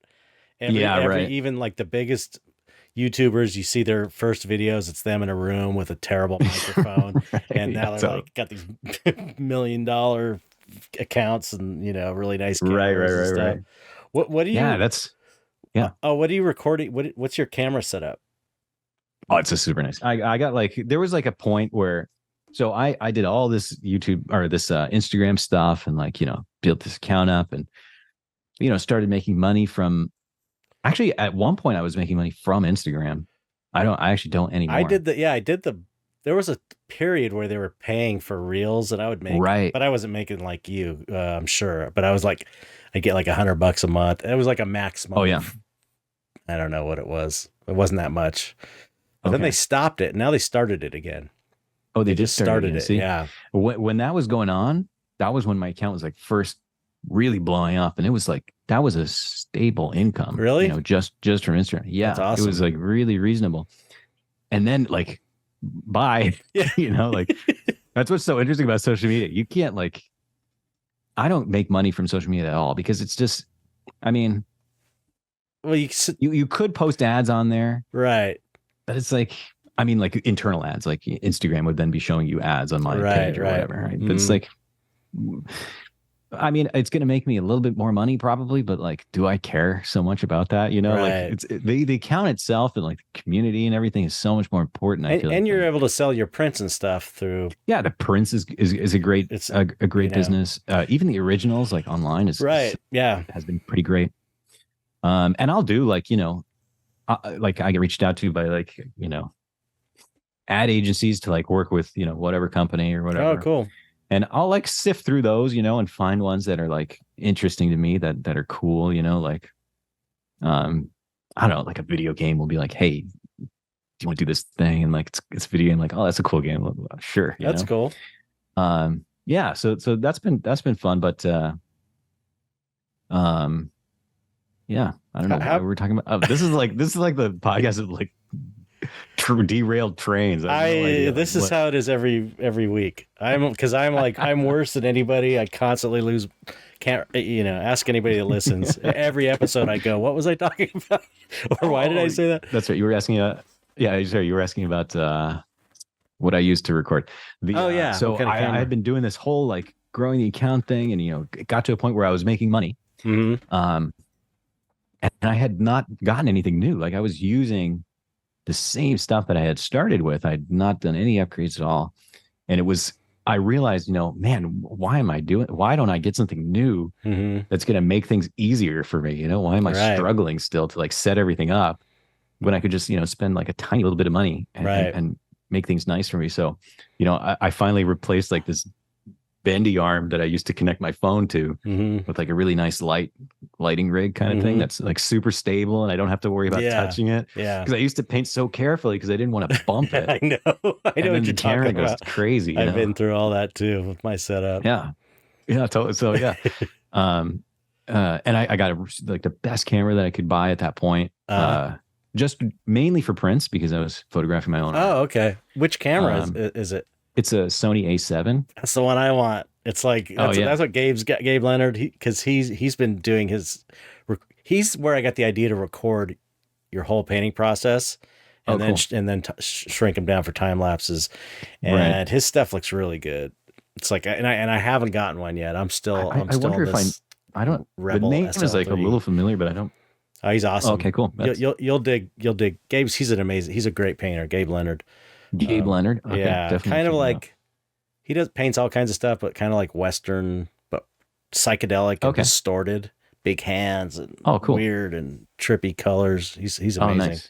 Yeah, I already have like a vision of that. I probably like you've probably seen his work. He started. Yeah. He started painting before I did, so he's been around a while. But yeah, cool. I'm like my camera's on a level below the Sony A7. That's my goal. Oh, gotcha. My next upgrade, Yeah. Yeah. I wanted to get, number one, I wanted a great camera for like photographing prints and stuff like that. Yeah. But I also wanted to eventually, like I did want to do YouTube stuff, it's always on my mind really, but yeah. So I wanted a camera that I could use as a video camera as well. And it was one of the ones that didn't have a limit for like recording time. So you could, like most DSLRs have like, 30-minute limit on right.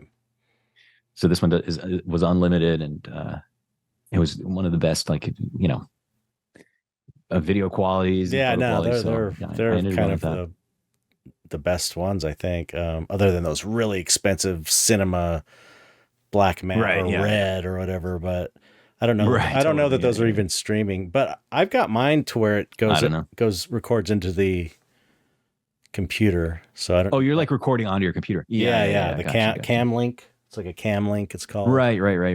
And so that way, it's like I never have to worry about. It's just in there already, which is kind of cool. Yeah, that's good. But the quality's not as good as the A7. It's just a little. This one. You can see it. It's like I can tell. You want it, so you can tell the difference. Yeah, nobody else can. Nobody else can. But the A7 is actually cool because it has like USB-C streaming right away. Oh, so cool. You can actually ditch the oh, really? cam link. Yeah, that's good to know. Okay. Yeah, it's pretty flawless. I mean, you have to get like a really nice cable for it that can carry the signal. Yeah, but it's really nice. Like, super easy. Overheated though. That's why it died on me. Oh, really? Podcast. Interesting. Yeah. Okay.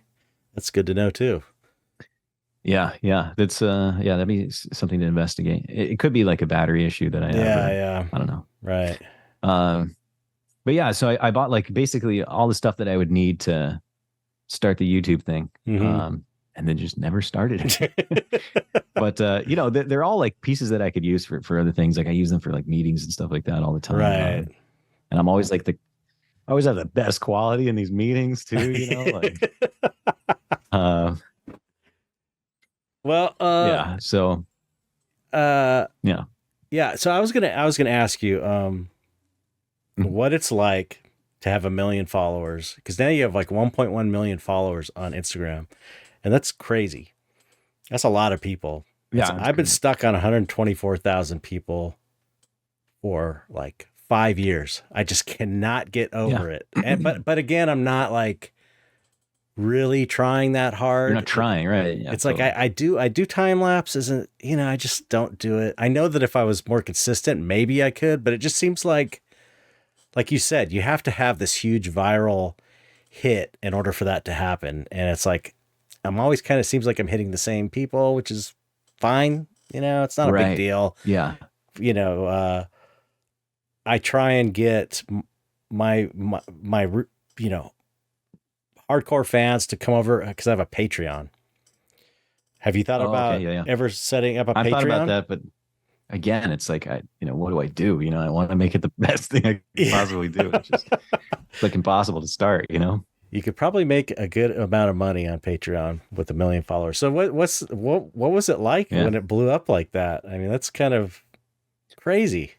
That's so many people. Yeah, all right. It's hard for me to remember actually what was going on there. There was let's see. I remember I remember getting 10,000 followers. Mm-hmm. That's like one memory that I have. It's okay. Like, whoa. Yeah. Huge. Right. That's nuts, dude. Like I was so psyched about that, and I was like, okay, that's as long as and I remember, that's not a bad number. So 10,000 people, great. It's a lot of people, I know a lot of people that aren't at 10,000. Yeah. Yeah. And I was in my mind, I was like, it was like, I don't know, 9,000 or whatever. And I was like, it's amazing how social media messes with you like this. Yeah. I was at 9,000. I was like, oh man, okay. Let me just get to 10,000 and then I'll be cool. I'll be happy. I'll be like, yes, I have 10,000. That's sick. And I think I was probably floating around there for a while, and then it just steadily growing. Mm-hmm. And I had like probably the same realization at like 100. I was like, if I just get to 100, it'd be so crazy. I can't even imagine it. And like that keeps going, and you're always in a mode where it's like it's gonna stop tomorrow, right? You know what I mean? Like, right? You're like, it's over tomorrow. Yeah. So as long as I reach this point, I'm cool. But tomorrow it's over. Yeah. Nobody's gonna care tomorrow. Yeah. And that's kind of how I approach it. Like for instance, like the little notifications thingy, like the menu where you can see like what's happening, like somebody liked your post or whatever. I never go there. I never touch it. Yeah. I don't look at anything because it influences you. It has the potential to influence you too much, where, you may end up stuck doing only one thing, and certainly there are times where I have noticed this thing is doing really well. Let me do another one. Yeah. I've definitely done that, and I am doing that, but I always try and keep the sense that like it kind of helps you in that way where you say, well, it's over tomorrow, like those trends or whatever that I'm on, nobody's gonna care tomorrow, so I better follow what I want. I better do stuff I want to do. So I always will kind of do a painting that I really want, that I have no sense of, who's going to like it or if it's going to be liked by anybody. Yeah, but the million thing, I don't really know. I can't remember the million. I mean, what's it? Because I think it happened and I was not even aware. Like it was. What's it like? Everybody dreams of having 1 million followers, especially artists. It's like it's very rare for artists to have like over 1 million followers. So, I think.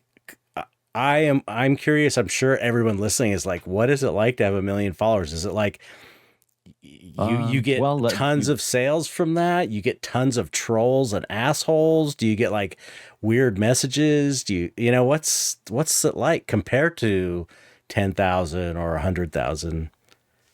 Well, first you get sent an invitation to a very special meeting. No, I'm just kidding. Oh man, the messages are insane, and it's both really awesome, and also very scary, and also depressing, and it's everything, But it's really cool. It's like, it is how much you interact with it, and the messages. I kind of I backed off, because you could spend your whole day replying to stuff, and I can't even do mine, and I'm like 1/10 of what you got. But like, it's so impossible. And, you feel guilty sometimes because like, people are asking questions and, or like asking things of you. And like, you could do those things, but there's just no time, you literally don't have time to do all of that stuff to reply. Even like kids, like saying, hey, that's one of the main ones, which is funny. And it made me think it was a scam at first because there's so many of them, but like, oh, I'm a student at such and such university. I have to do a artist, right? Yeah, I don't know, report on somebody, and I chose you. Can you answer these questions? And it's like, oh God, yeah, I better answer these questions. I look like such a jerk. But you can't do it. There's just no way to to answer all of them. Tons of weird comments, like creepy comments, really, all the time. Oh, dude, yeah, yes. I would imagine it's just more of everything, kind of. It's just more of everything, yeah, exactly. And like the thing that's interesting that I always found pretty interesting is like, whoop, whoop, in the beginning, like I feel like when you first start, maybe, and there's like a very small group of people who are seeing your stuff. Generally, there's going to be a mix of like, oh, this is great, supportive people, and then people like, well, why don't you do this, or how about this? Like, sort of maybe like criticism, useless criticisms, maybe most of the time. Then when you get to like a little bit bigger, you get everybody supportive of you, everybody likes you, and you're sort of in this group of people that nobody's going to say anything bad about you. Number one, because like there's a lot of people saying good things already, and that's going to influence other people to just either back off and not say this horrible, mean thing that they want to say, or say something nice. And then when it gets big, like huge, and everybody's seeing it, there's so many people who just despise you for no reason. Or maybe they have valid reason. I can see hating myself too, honestly. But maybe they have no reason, and it's like crazy, like just the horrible things that some people will say, like randomly, like like literally, like just like you suck, and yeah. I don't want to get you demonetized or anything. That's or restricted or whatever. But just like evil, horrible, nasty things. I think that's something that it's I'm sorry. I think that's something that people don't think about. Everyone wants to get 1 million followers, but people don't think about the things that come along with that. Yeah, but I should say, like, it's so far outweighed by the nice, good, okay, awesome people out there. Yeah. I mean, cool. But it's amazing how you'll really grab onto the negative thing. The one negative thing in the sea of thousands of positive things will eat away at you. I know, for sure. But yeah, it's really nice. The biggest thing that's happened, I think, is just being able to work with like companies and like brands, and like I have not reached out to like one single thing. I don't think I've ever reached out to anything, and just because of the size of the account, they'll reach out to you, and you kind of get to choose, Oh, that's cool. Oh, I'll do this project, or I won't do this project, or whatever. It's so funny, dude. I did a like a little project with Spotify a while ago, and it was like, other influencers were part of it. Like each person made their own kind of ad for this one Spotify thing. And there was like a influencer party at the end of it. And it was just so interesting, to see the other influencers, right? Like who were much more on that track, right? Of like, that's what they're going to be, right? They're going to be an influencer. Yeah. They were all artists, but they were like much more, I don't know how to say it. Like, it was just much more their personality, maybe, or like their goal or something. Right. Obviously, I'm speaking from my just what I saw of them. I don't know if that's what they actually feel like, but and it was just it was a moment where I realized, oh wow, that's not me. That's not what I'm interested in. Like that's not who I am. They all have like managers that are like, wow, fielding requests for them and stuff like that. And I'm like, geez, like I can't even imagine hiring somebody to do that for me. Like, What a trip.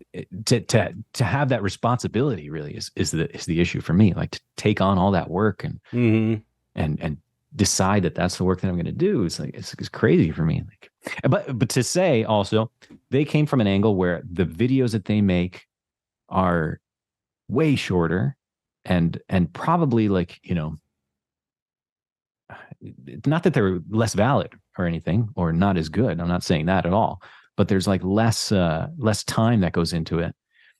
And for me, it's like, you know, oh, I got to spend weeks or a week, you know, planning and painting and like getting a video. Like it's just a huge undertaking. Yeah. Yeah. When, you know, they're not talking about the people I met at Spotify, but there'll be other people who are like, that's their whole ad, you know, like, and they get paid the same amount of money. It's like, right. So like there's a disconnect between how much I'm working at, and it's still valuable. It's still worth it money wise, but like, you know, is it worth it time wise? Right. To me, you know, like, cause it stops me from doing stuff that I want to do. Yeah. That's always the case, I guess, but you know? Yeah. Yeah. The opportunity is like the biggest thing for the big social media thing.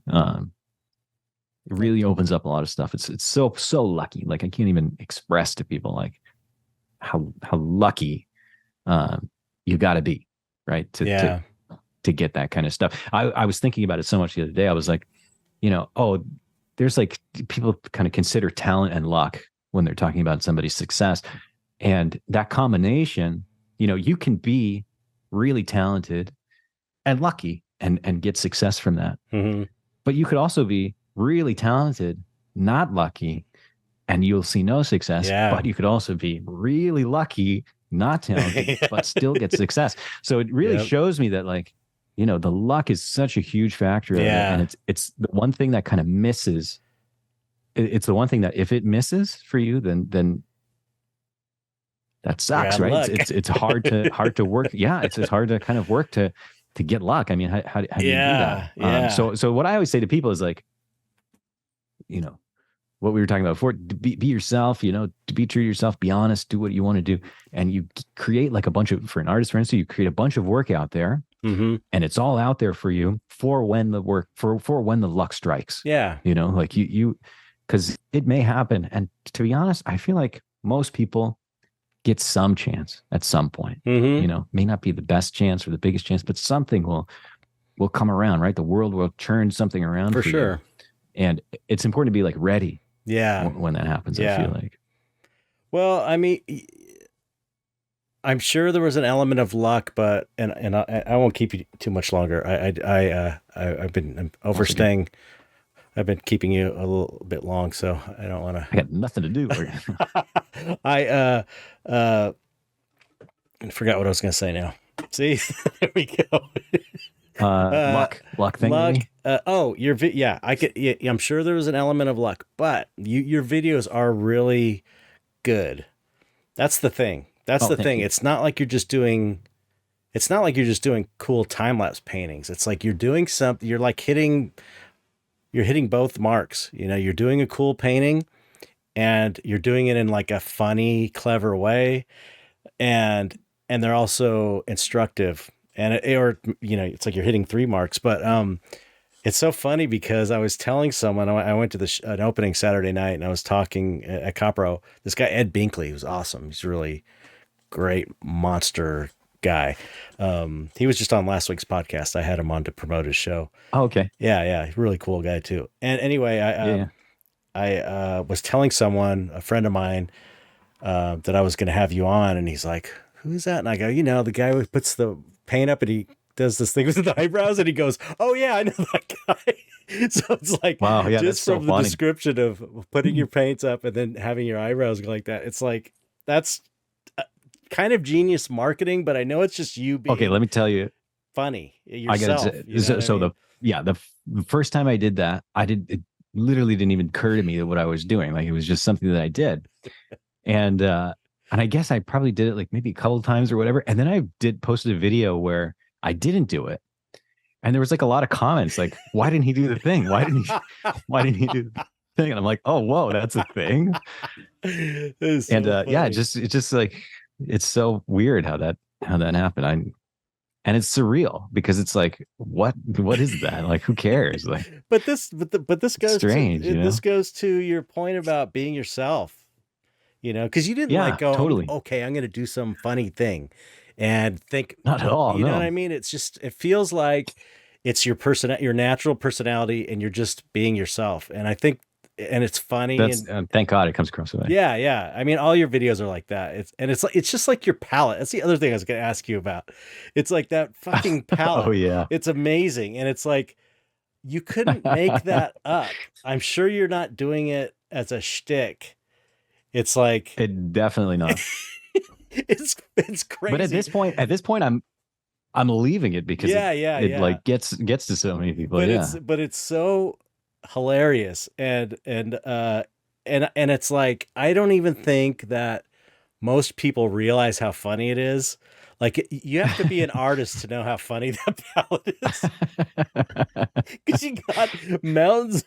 It's for everyone. If you haven't, I'm sure they've seen your Instagram channel, but if you haven't, it's these mountains of paint that are like I don't know, like they seem like at least a foot high as some of them, Yeah, like the blue is a foot high, about a foot high now. Yeah. and you just kind of keep adding to it, and so but it's so smart and creative and clever to, use that as it makes the videos extra cool and extra funny. That weird element where you got little toys in them and stuff, and it just Right. feels Yeah. like But it's so funny. Like it's exactly the same thing as the paint thing. Like it was not a thing for me. Like, I mean, and now it's gotten out of hand for right, sure. Like yeah. they're creatures on their own. But like in the beginning, it was like it was not a thing. But then I noticed people would say, oh, what the hell is going on with your palette? It's crazy. And I'm like, oh, I guess so. And it just kind of like takes on. It just happens by accident, really. Right. It's part of that luck thing, I guess. Yeah, but it's a part Um, of you being yourself. yourself. Yeah, totally, Being true to totally. yourself and not thinking like, "Oh, I got to Yeah. clean my palette up or it's going to look bad." It's like, Who cleans their palate? I know, that's my palette right here. Exactly, dude. See, it's not even weird, right? It's normal. I feel like it's very interesting for non-artists. Like you were saying, Yeah. artists will understand, but it's a different interest for non-artists that Right. are like, what? Because they've never seen anything like it. But I Yeah. mean, it's for us, it's like, You get it. lots of artists have yeah. like mounds on there, Yeah, right? Yeah. yeah. But for like a non-artist to see the monstrosity, it's like kind of crazy. Yeah. Like they're legitimately questioning, well, what's the purpose of that? What's Yeah, the reason of right. this? Why do you do this? It And it's looks like a mountainous landscape, like a colored okay, so landscape. It's so weird. this is the idea for a video that I'm making right now, which is it, like involves a lot of editing. I haven't done like a highly edited video in a long time. Mm, But I'm gonna shrink myself down and like green screen myself into the palette and like walk around it and like explain like everything that's going on. That's gonna Just be because so great. many people are asking for like an explanation of it. So I'm trying to That's think, how can I make that video without actually explaining anything? that's amazing. That's a great idea. It just every time I see it, I laugh. I just think it's so funny.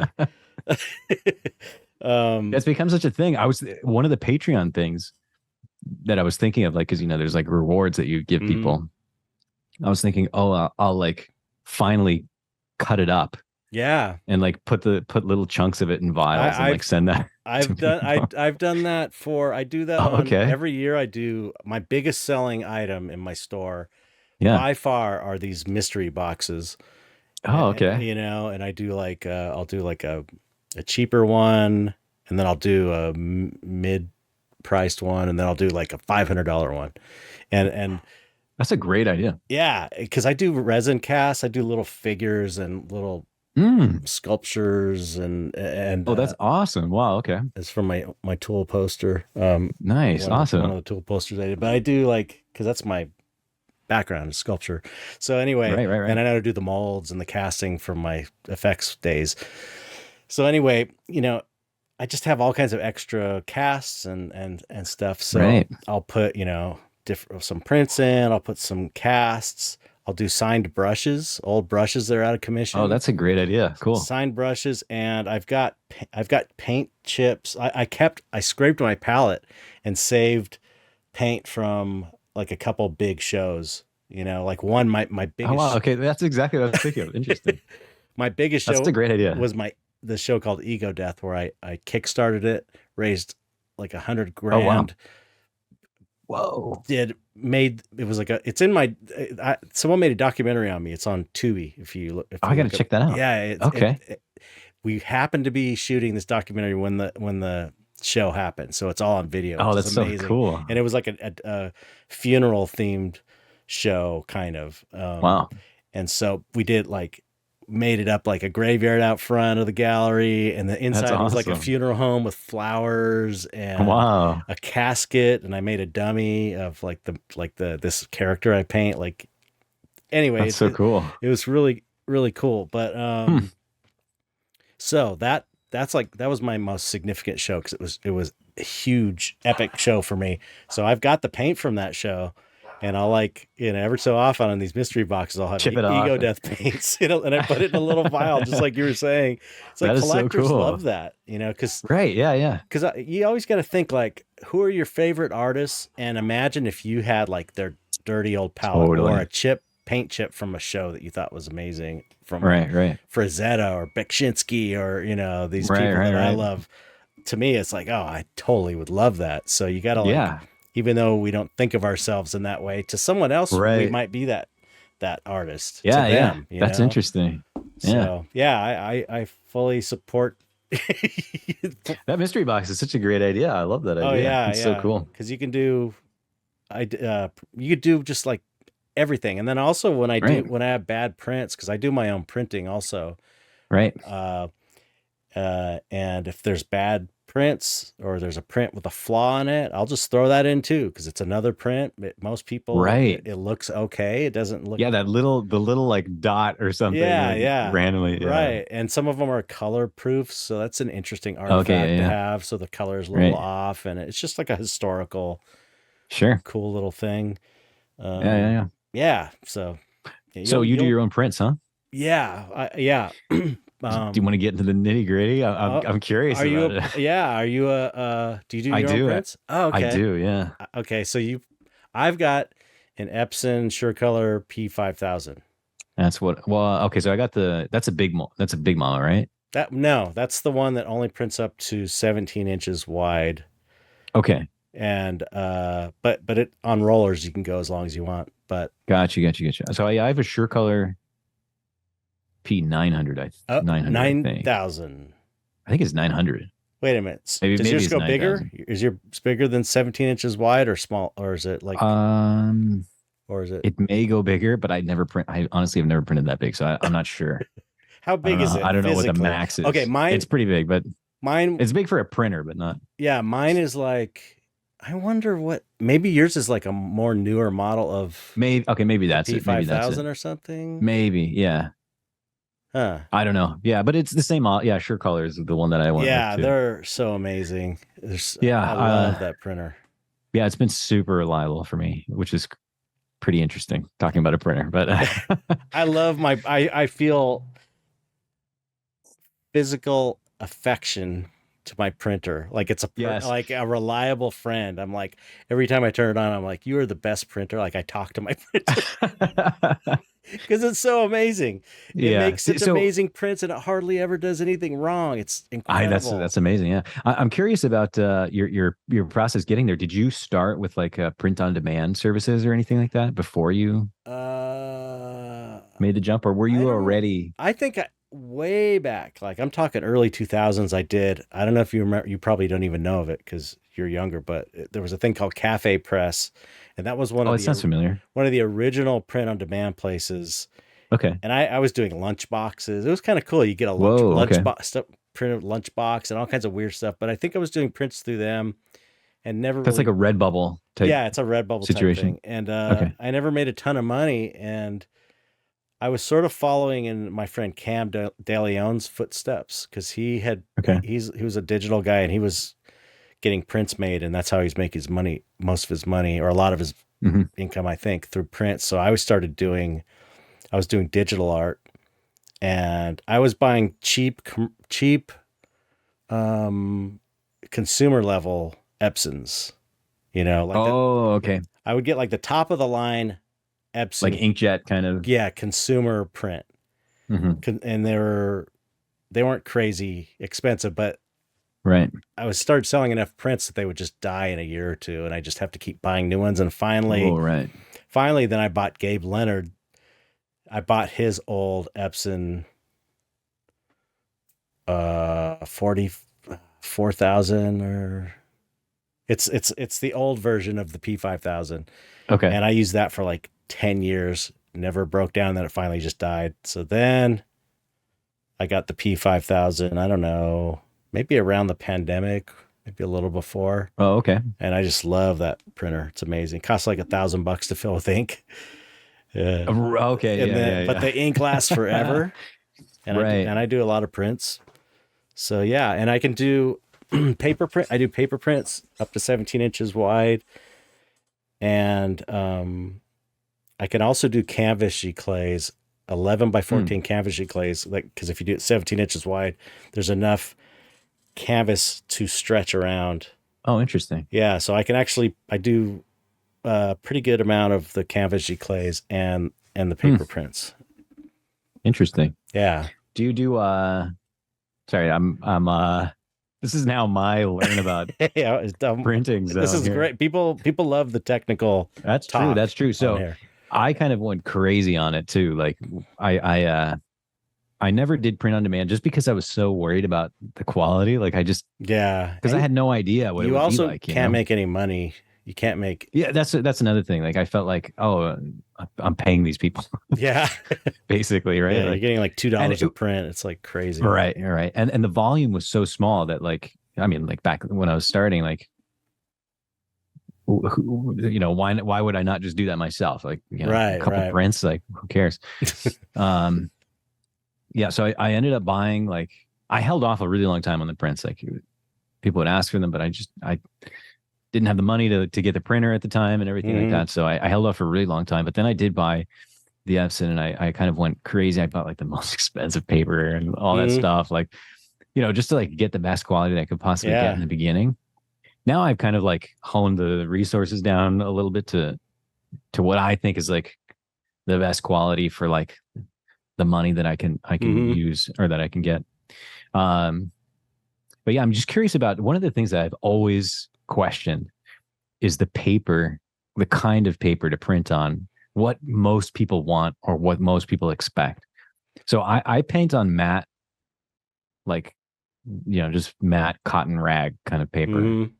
But I noticed that a lot of people expect photo paper. You know what I mean? Like glossy, like. Yeah, I don't think I've ever done glossy photo paper. Okay. I think real art collectors want matte paper, because there's not, the glossy stuff, it's not archival, and well, maybe it is for photographers. There's some.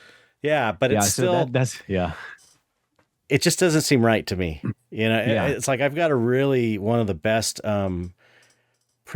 this place called Artworks, right not far from me, 15-minute drive from me, and they do like Robert Williams, they do Mark Ryden prints. They're like major. They've been doing it forever, and they're not doing any gloss prints. It's not like it's like they're it just seems like the finest high quality prints are on matte, on rag paper. So I was doing for a long time the Epson velvet fine art paper. Okay. And is that's a matte paper as well? Or? It's like a matte, nice rag paper, archival and stuff. And then I switched to Breathing Color, this company Breathing Color, at breathingcolor.com, and they have I've never heard of them. Yeah, it's called I think they're in Texas. It's called Pura Velvet, and it's their version of the Epson velvet fine art paper. And I buy it in rolls because it's so much easier. Because threading the single sheets I was doing forever. It's like it never. I'm still doing that. It's man, when you switch to rolls, you'll never go back. I know. I've been thinking about it because it's so expensive to get the attachment though. Huh? It's got mine came with the attachment. Oh, yours came with it. Okay. Yeah. I'm not sure if yours is better than mine or lower than mine. Because if I have no idea. I wonder if it's wider. Mine was like, I know that mine was heavy. It was like almost 200 pounds. I had to get someone to help me lift it. Mine's not 200 pounds. Okay, so maybe yours is like, like you might be like the high level of the consumer model or something. I don't know if it's a Sure Color. It's not. I don't know. Maybe it's. I haven't looked at printers since I bought. It was the best one I could buy. Okay. Mine was, but it's not a stand one. It's not the large format stand one. Mine was. If that's what you're. $1,500 on sale with a $500 discount. So it was like It's like a $2,000 printer. I think it's about the same price. Okay, so maybe, like I said, maybe yours is a new. Could just be the model of what I got. No, so it comes with a roller thing. Okay, and I'm sure I had the option, but I just didn't get the roller with it. I think it just comes with it. Probably had a chief. Oh, it's like there at default. It's in there. Yeah, that's interesting. Yeah. Does yours have like a little plastic thing that goes? You open it up, and I'm gonna look it up. You said it's a 900. Yeah, P900. I think. Okay, I'm gonna look it up. P900. Anyway, man, once you go. Yeah, the roll is something I've been really thinking so about. Amazing, and it cuts it. It's got a little blade in there that cuts it. Although my blade is dull now, and I haven't been able to find one online, and so now I have to like pull it out, cut it with scissors every time for now. But oh wow, yeah. But I'm into it, man. I'm so into printing. I love it. It's satisfying. And yeah, it's really cool, really fun. Yeah, and I make. What about the? I know I make a good part of my living from prints. Oh, great! Yeah. Do you spend a lot of time? I spend way too much time on it. I feel. I get it. It's like a hassle for me. Yeah. No, it is. It's like I waste so much paper. I can't. In the beginning, I wasted so much money in paper. And figuring out the color profiles, that's like, and your monitor calibration, it's a nightmare. Right. It's a total nightmare. And it's like, now I've got sort of a system that works. Streamlined, And once I get it dialed in, I'm just like, I'm good. I don't have to worry about it. But yeah, what's your process like? Waste a ton of paper and a ton of ink and get it. Yeah. Oh, sure. Now it's better. Like I feel like from computer to printer, I'm pretty, in tune with what's going to happen. Yeah. There. Right. But you photograph but your still stuff like too. Editing. Yeah. Okay. So like the editing process, oh man, of the photograph is like so insane, and like just the typical thing of like you'll take 700 photos, they're all the same, but you're like trying to figure out which one's the best. I got a photographer, and he's super cool, super reasonable. Yeah, and I take it to him. Sometimes he sends me back the raw file. So it's like I've got all that adjustment. I can do all the exposure adjustment that's crazy that you can't do in a normal one. I open it up in Lightroom. Right. And then he'll send me a TIFF that he kind of adjusts. So if his adjustment that's cool. If his adjustment's right, I'll just go with him. But usually it's not always right. Sometimes it is, sometimes it isn't. I'll open up the raw file and I'll adjust it myself. And then I'll just do the heel tool and get any little spots that, dust marks or shines or whatever. And generally I'm pretty good. Yeah. Sometimes I do that too. Like I'll take it to like a print shop down here to just to capture the painting. But again, it's just like time. Yeah. Just because like when the painting is released, you got to have the print ready to go is what I'm realizing. Right. That's like the main thing. So it's, I can't take this wet painting to the guy to photograph. So I've tried to do everything myself for the most part. That's cool. Yeah. And it's time consuming, for sure. It'd be nice to have somebody to kind of take over that stuff. But yeah, it's like, it's not at the point where it's like enough money to where I could just hire somebody and say, hey, do all the prints. Yeah, I know. But yeah. But that was a fun thing. That's a really fun process to like figure out the whole beginning to end steps of that, like, capturing the painting, printing it, and even like shipping and all that stuff, and figuring all that out. Yeah, I got that. Yeah, really crazy. I'm glad I have that all settled. I've got my cardboard backing place and the plastic sleeves, and I've got the boxes. Right. It's like I just order it. When I run out, I have all. But figuring that stuff out was such a nightmare. It just took so long. Terrible. Yeah. Especially when you're like just starting and the money is so tight. Like you don't want to waste any money. Yeah. So you're like struggling to research like what's the best place, and like the backing boards was huge for me to like find good ones, because it's such a crapshoot of like how sturdy they're going to be. Yeah. And like, how bendable they're going to be. Where do you get yours? So I'm kind of floating right now in the middle. I was cutting my own from I used to get the chipboard from it's like a white chipboard from a local store, like a huge gigantic sheet. And I cut them all myself, but that's so annoying. Like, mind-numbingly annoying. So I started getting it from clear bags. That's mine too. That's what I still use. I started getting theirs. Yeah. And recently I've been ordering from the evil empire, Amazon, some chipboards, like just in massive quantities, that's interesting. Yeah. Cause they have like commercial exclusive stuff. Amazon, like exclusive commercial pricing. So business pricing or whatever. Right. Yeah. Yeah. And that I found is like, it's pretty nice because it's 2-sided cardstock. Right. It's pretty sturdy. I don't think I've had any problems ever with like a bent print as far as I can remember. Some like damage of like something falling on the actual package and shipping at some point, but I don't think I've ever had like a bent print. The way we do it is all, because my prints at 17 by 22 are the biggest ones I do myself.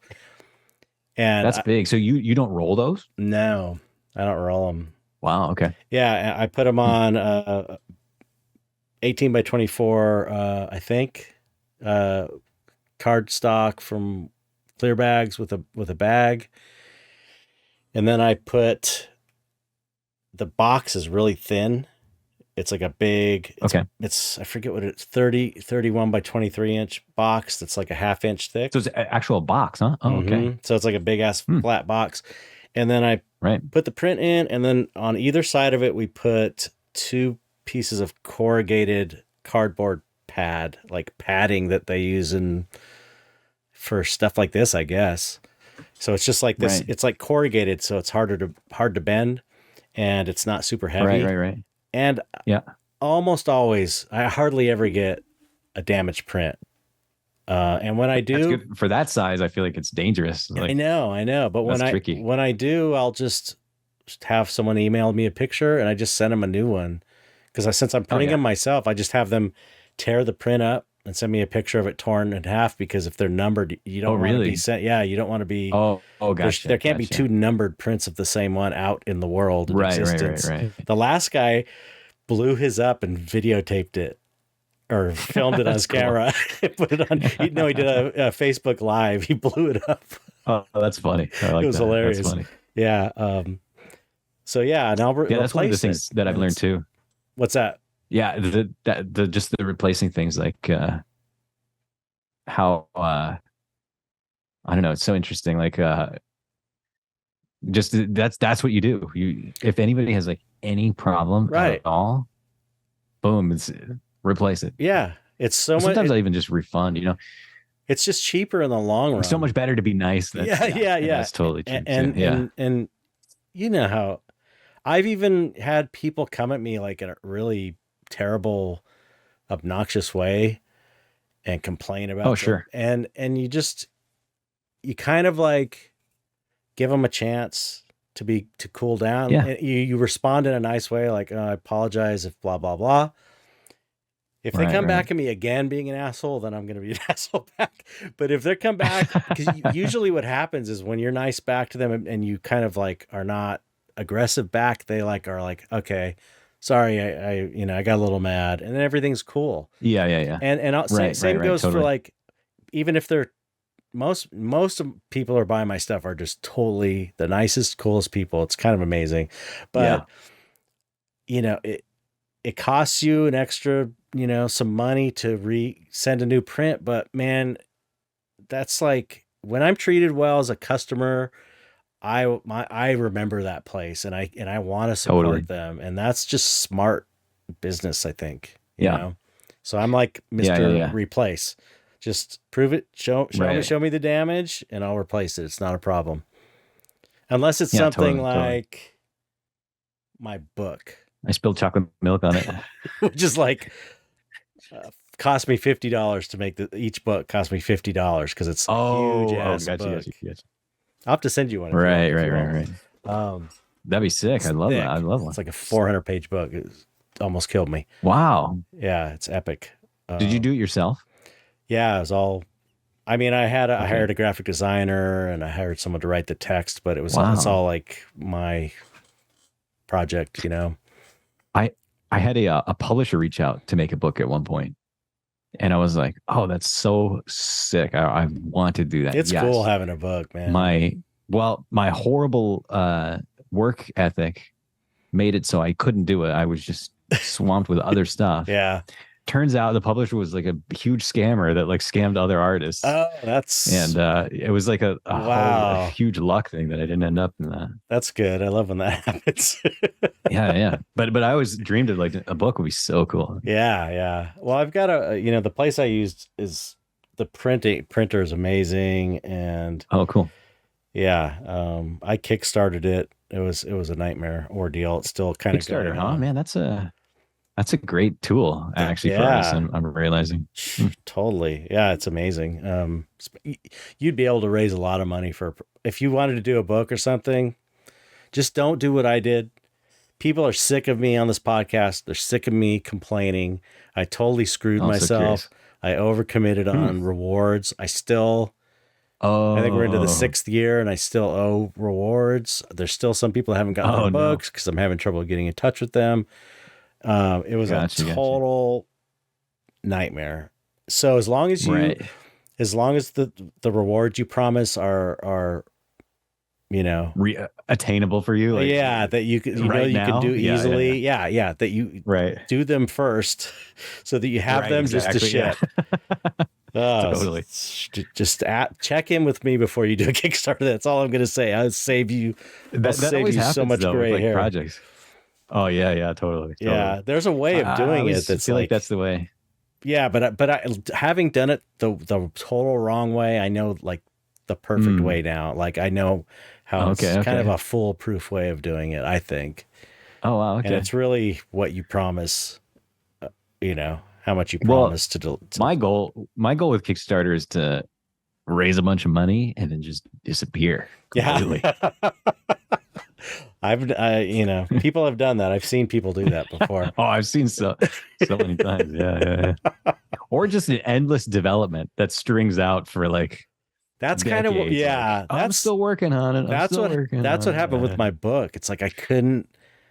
It was all on me, really. It was like I could not visualize it, and I struggled and struggled, and then I got behind on stuff I had to do for work, and it's like I needed to pay the bills, and it's just like goes on, and pretty soon a year's gone, and then you're like, oh shit, I'm a year late, and then at 2 years, and you're like, it's just the most stressful. I couldn't sleep. Absolutely, it was a nightmare until I finally had to. I feel that I finally hit a point where I was like, I'm gonna die. I'll probably give myself a heart attack.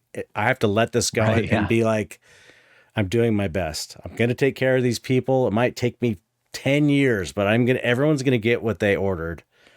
or their money Right. back or something, but I will finish this thing. And I had to sort of give my permission to like, you're just in a bad spot, do your best, and that's okay. Cause I was like sweating it, man. Right. It was a nightmare. Yeah, that's tough. Yeah. On a Kind much of smaller derailed my life level, for I have. like 5 years. Sorry. Oh no. Okay. Yeah, it was Wow. bad. So don't do Kickstarter then. Okay. No, just do it right. Do it right. And I Right. know how to do it right. I will tell you. So you let me know. So I don't Oh, want to yeah, see that yeah, for happen sure, to for you. sure.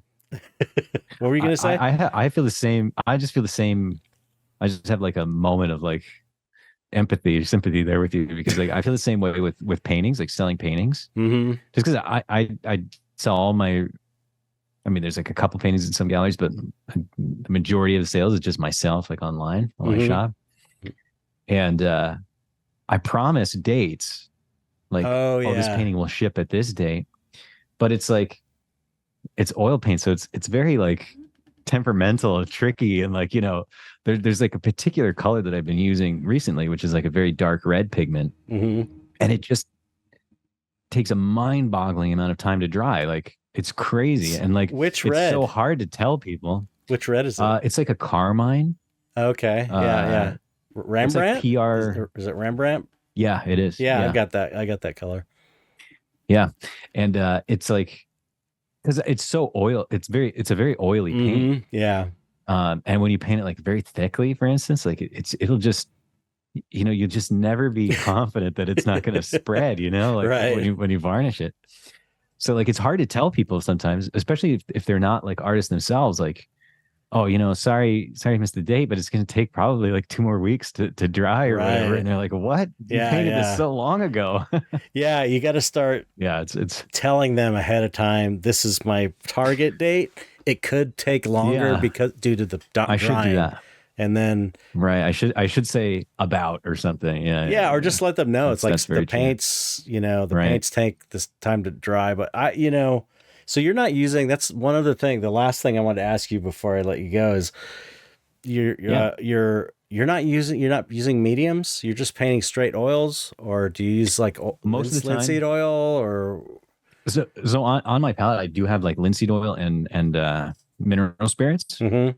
but like the majority of the time, I'm painting with straight from the tube. That's the Sometimes best way to do it. I think so.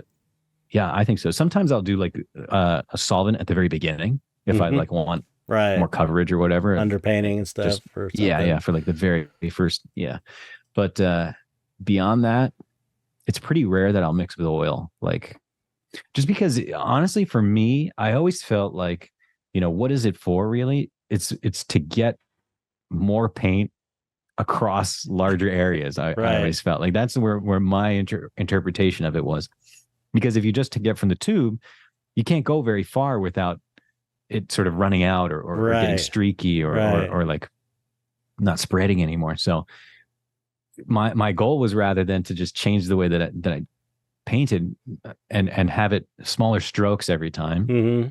And I felt like, oh, that really unlocked something in me actually, where, I was no longer kind of spreading the paint on the canvas Mm-hmm. and I was more sort of laying it down, which I felt like, oh, that's so much better technique wise too, Right. because it meant that I'm not going to have this uneven kind of like some places are going to be very thin and it's going to end in a very thick part or whatever.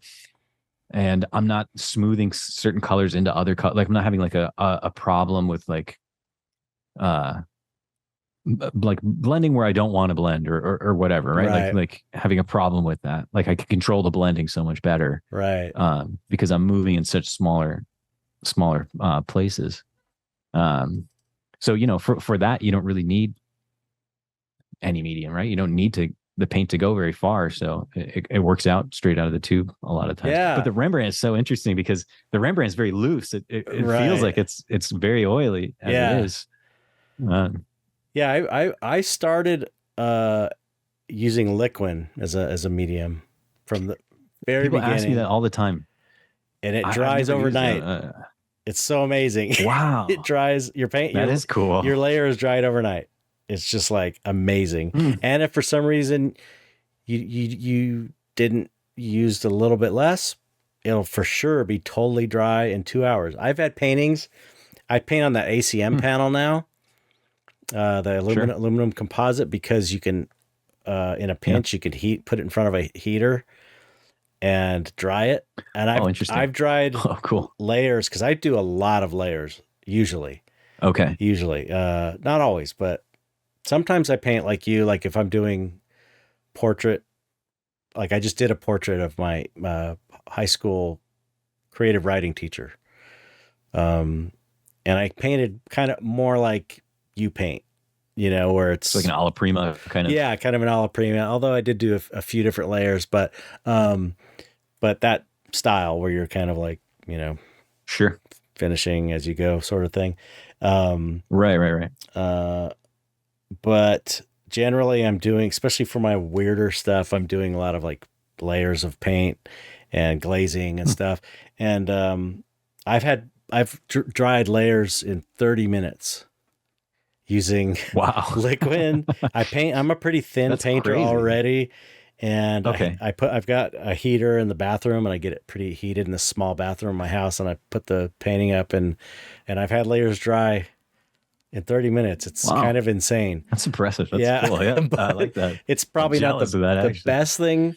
The best thing for longevity, I think, is the way you're doing it, where no mediums. That's what the traditionalists say. It's like straight oil is the best thing. But I've also seen tests of people that have used liquid for years, yellowing tests, and it looks pretty amazing after even 10 years. So I don't know. It's when you're painting. I feel like most of those products are pretty safe. Yeah, I think so. And the thing is, I use less of it now than I used to. Like now, I finally, when I can, because sometimes I can't. Sometimes I have to. If I'm in a show, it's like it's gotta dry. You gotta have it dry, because usually I'm not the guy that starts way early. It's usually I'm the guy that starts way too late. Yes.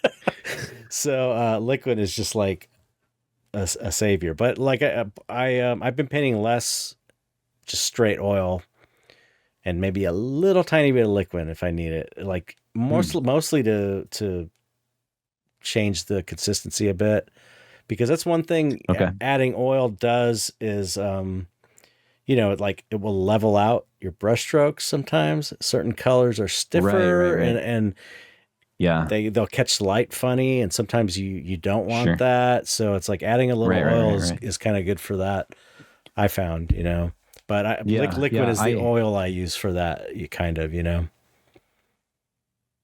Liquid? Yeah, liquid is sort of it's like, because your oil. Yeah, and I started using linseed oil. I'm like, I'm gonna go linseed oil. I'm gonna get off liquid. I'm gonna use linseed oil, and I'm like, this stuff is taking forever. Dude, that's got the opposite effect, right? It's going to take so long. I know, but it's like they have, drying linseed oils that it's not, it's not supposed to take that. Even the natural stuff, it still takes a long time to dry for someone who's been used to things drying overnight.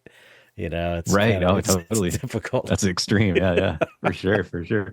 That's the worst part about oil. I'm so jealous of like acrylic painters and like watercolor painters where like they're done, I know they're done the next day, and they can ship it out, but their colors dry darker.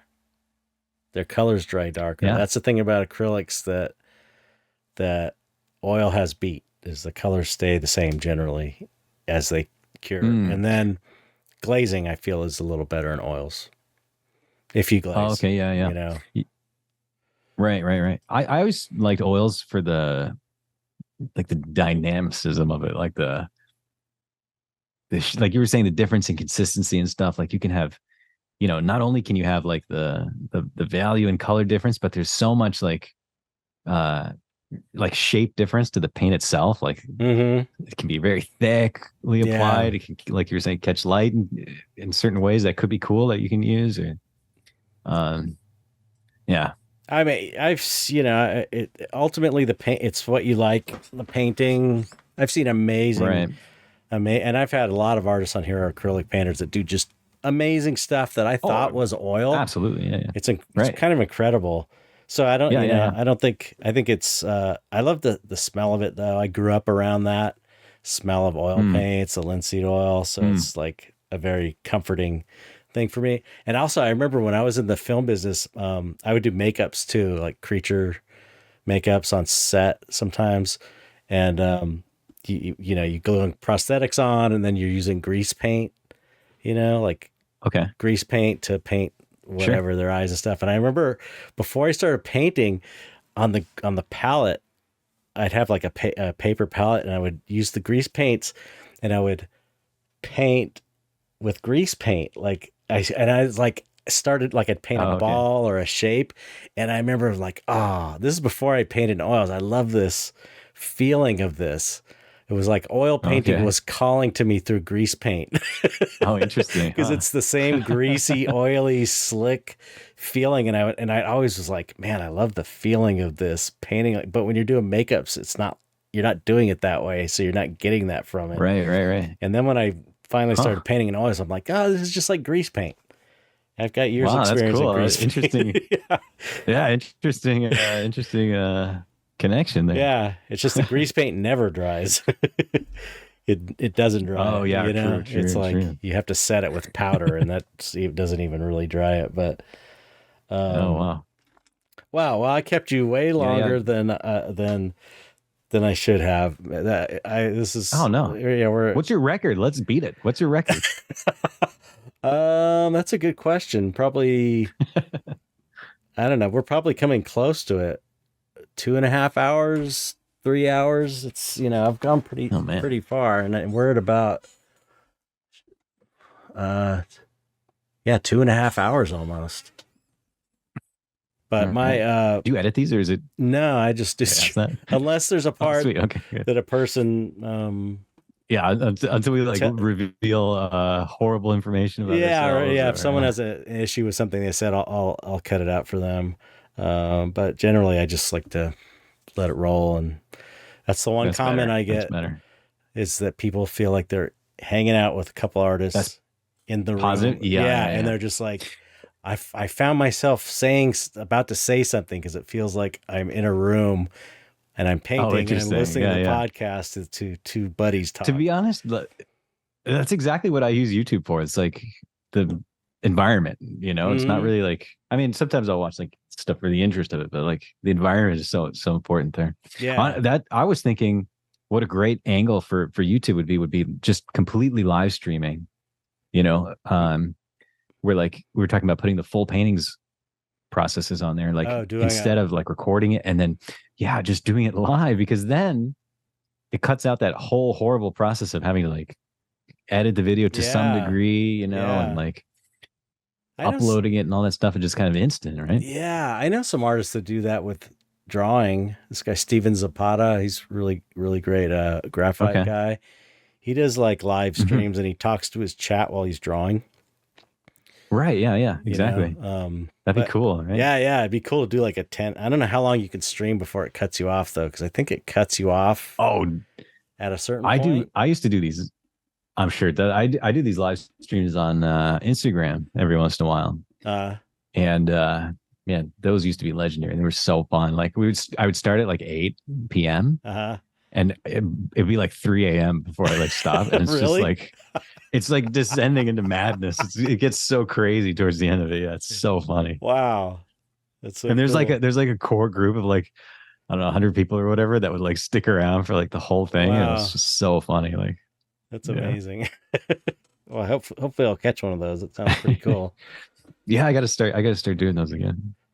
Well, I really enjoyed talking to you, man. I love your work. Oh, thanks so much. You really are a great painter, and thanks so much. I love what you're doing artistically, but also with the videos. I think it's great. I think it's good for artists to. Thank you, man. Thank you. I think you can learn a lot by watching your videos.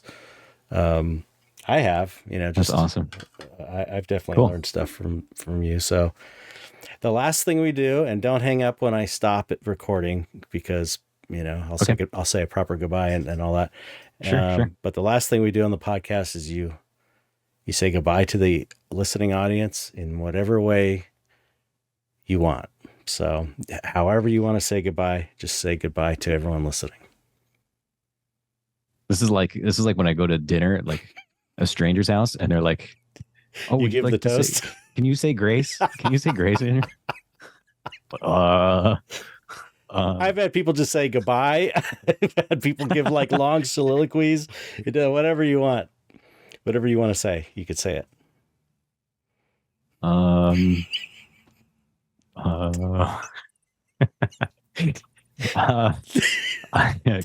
Goodbye. Yeah, thank you. Well, thank you so much for having me on. It was so fun. I love talking. I think, one of the difficult things for me actually is I not coming from an art world is like I have very few art friends. So any chance that I get to like talk about it is so fun for me. So yeah, me too. Thanks for giving me the opportunity. And yeah, it was really, really awesome talking to you and learning about you too and all your advice. And I'll definitely hit you up if I plan on kickstarting and not abandoning everybody. Yeah. Yeah. Thank you. Thank you. Bye. Well, thank you. Thank you. Thank you everybody for listening. And yeah, I appreciate you coming on. It was an excellent show and I know everyone's going to love it. So goodbye, everybody. Well, thank you.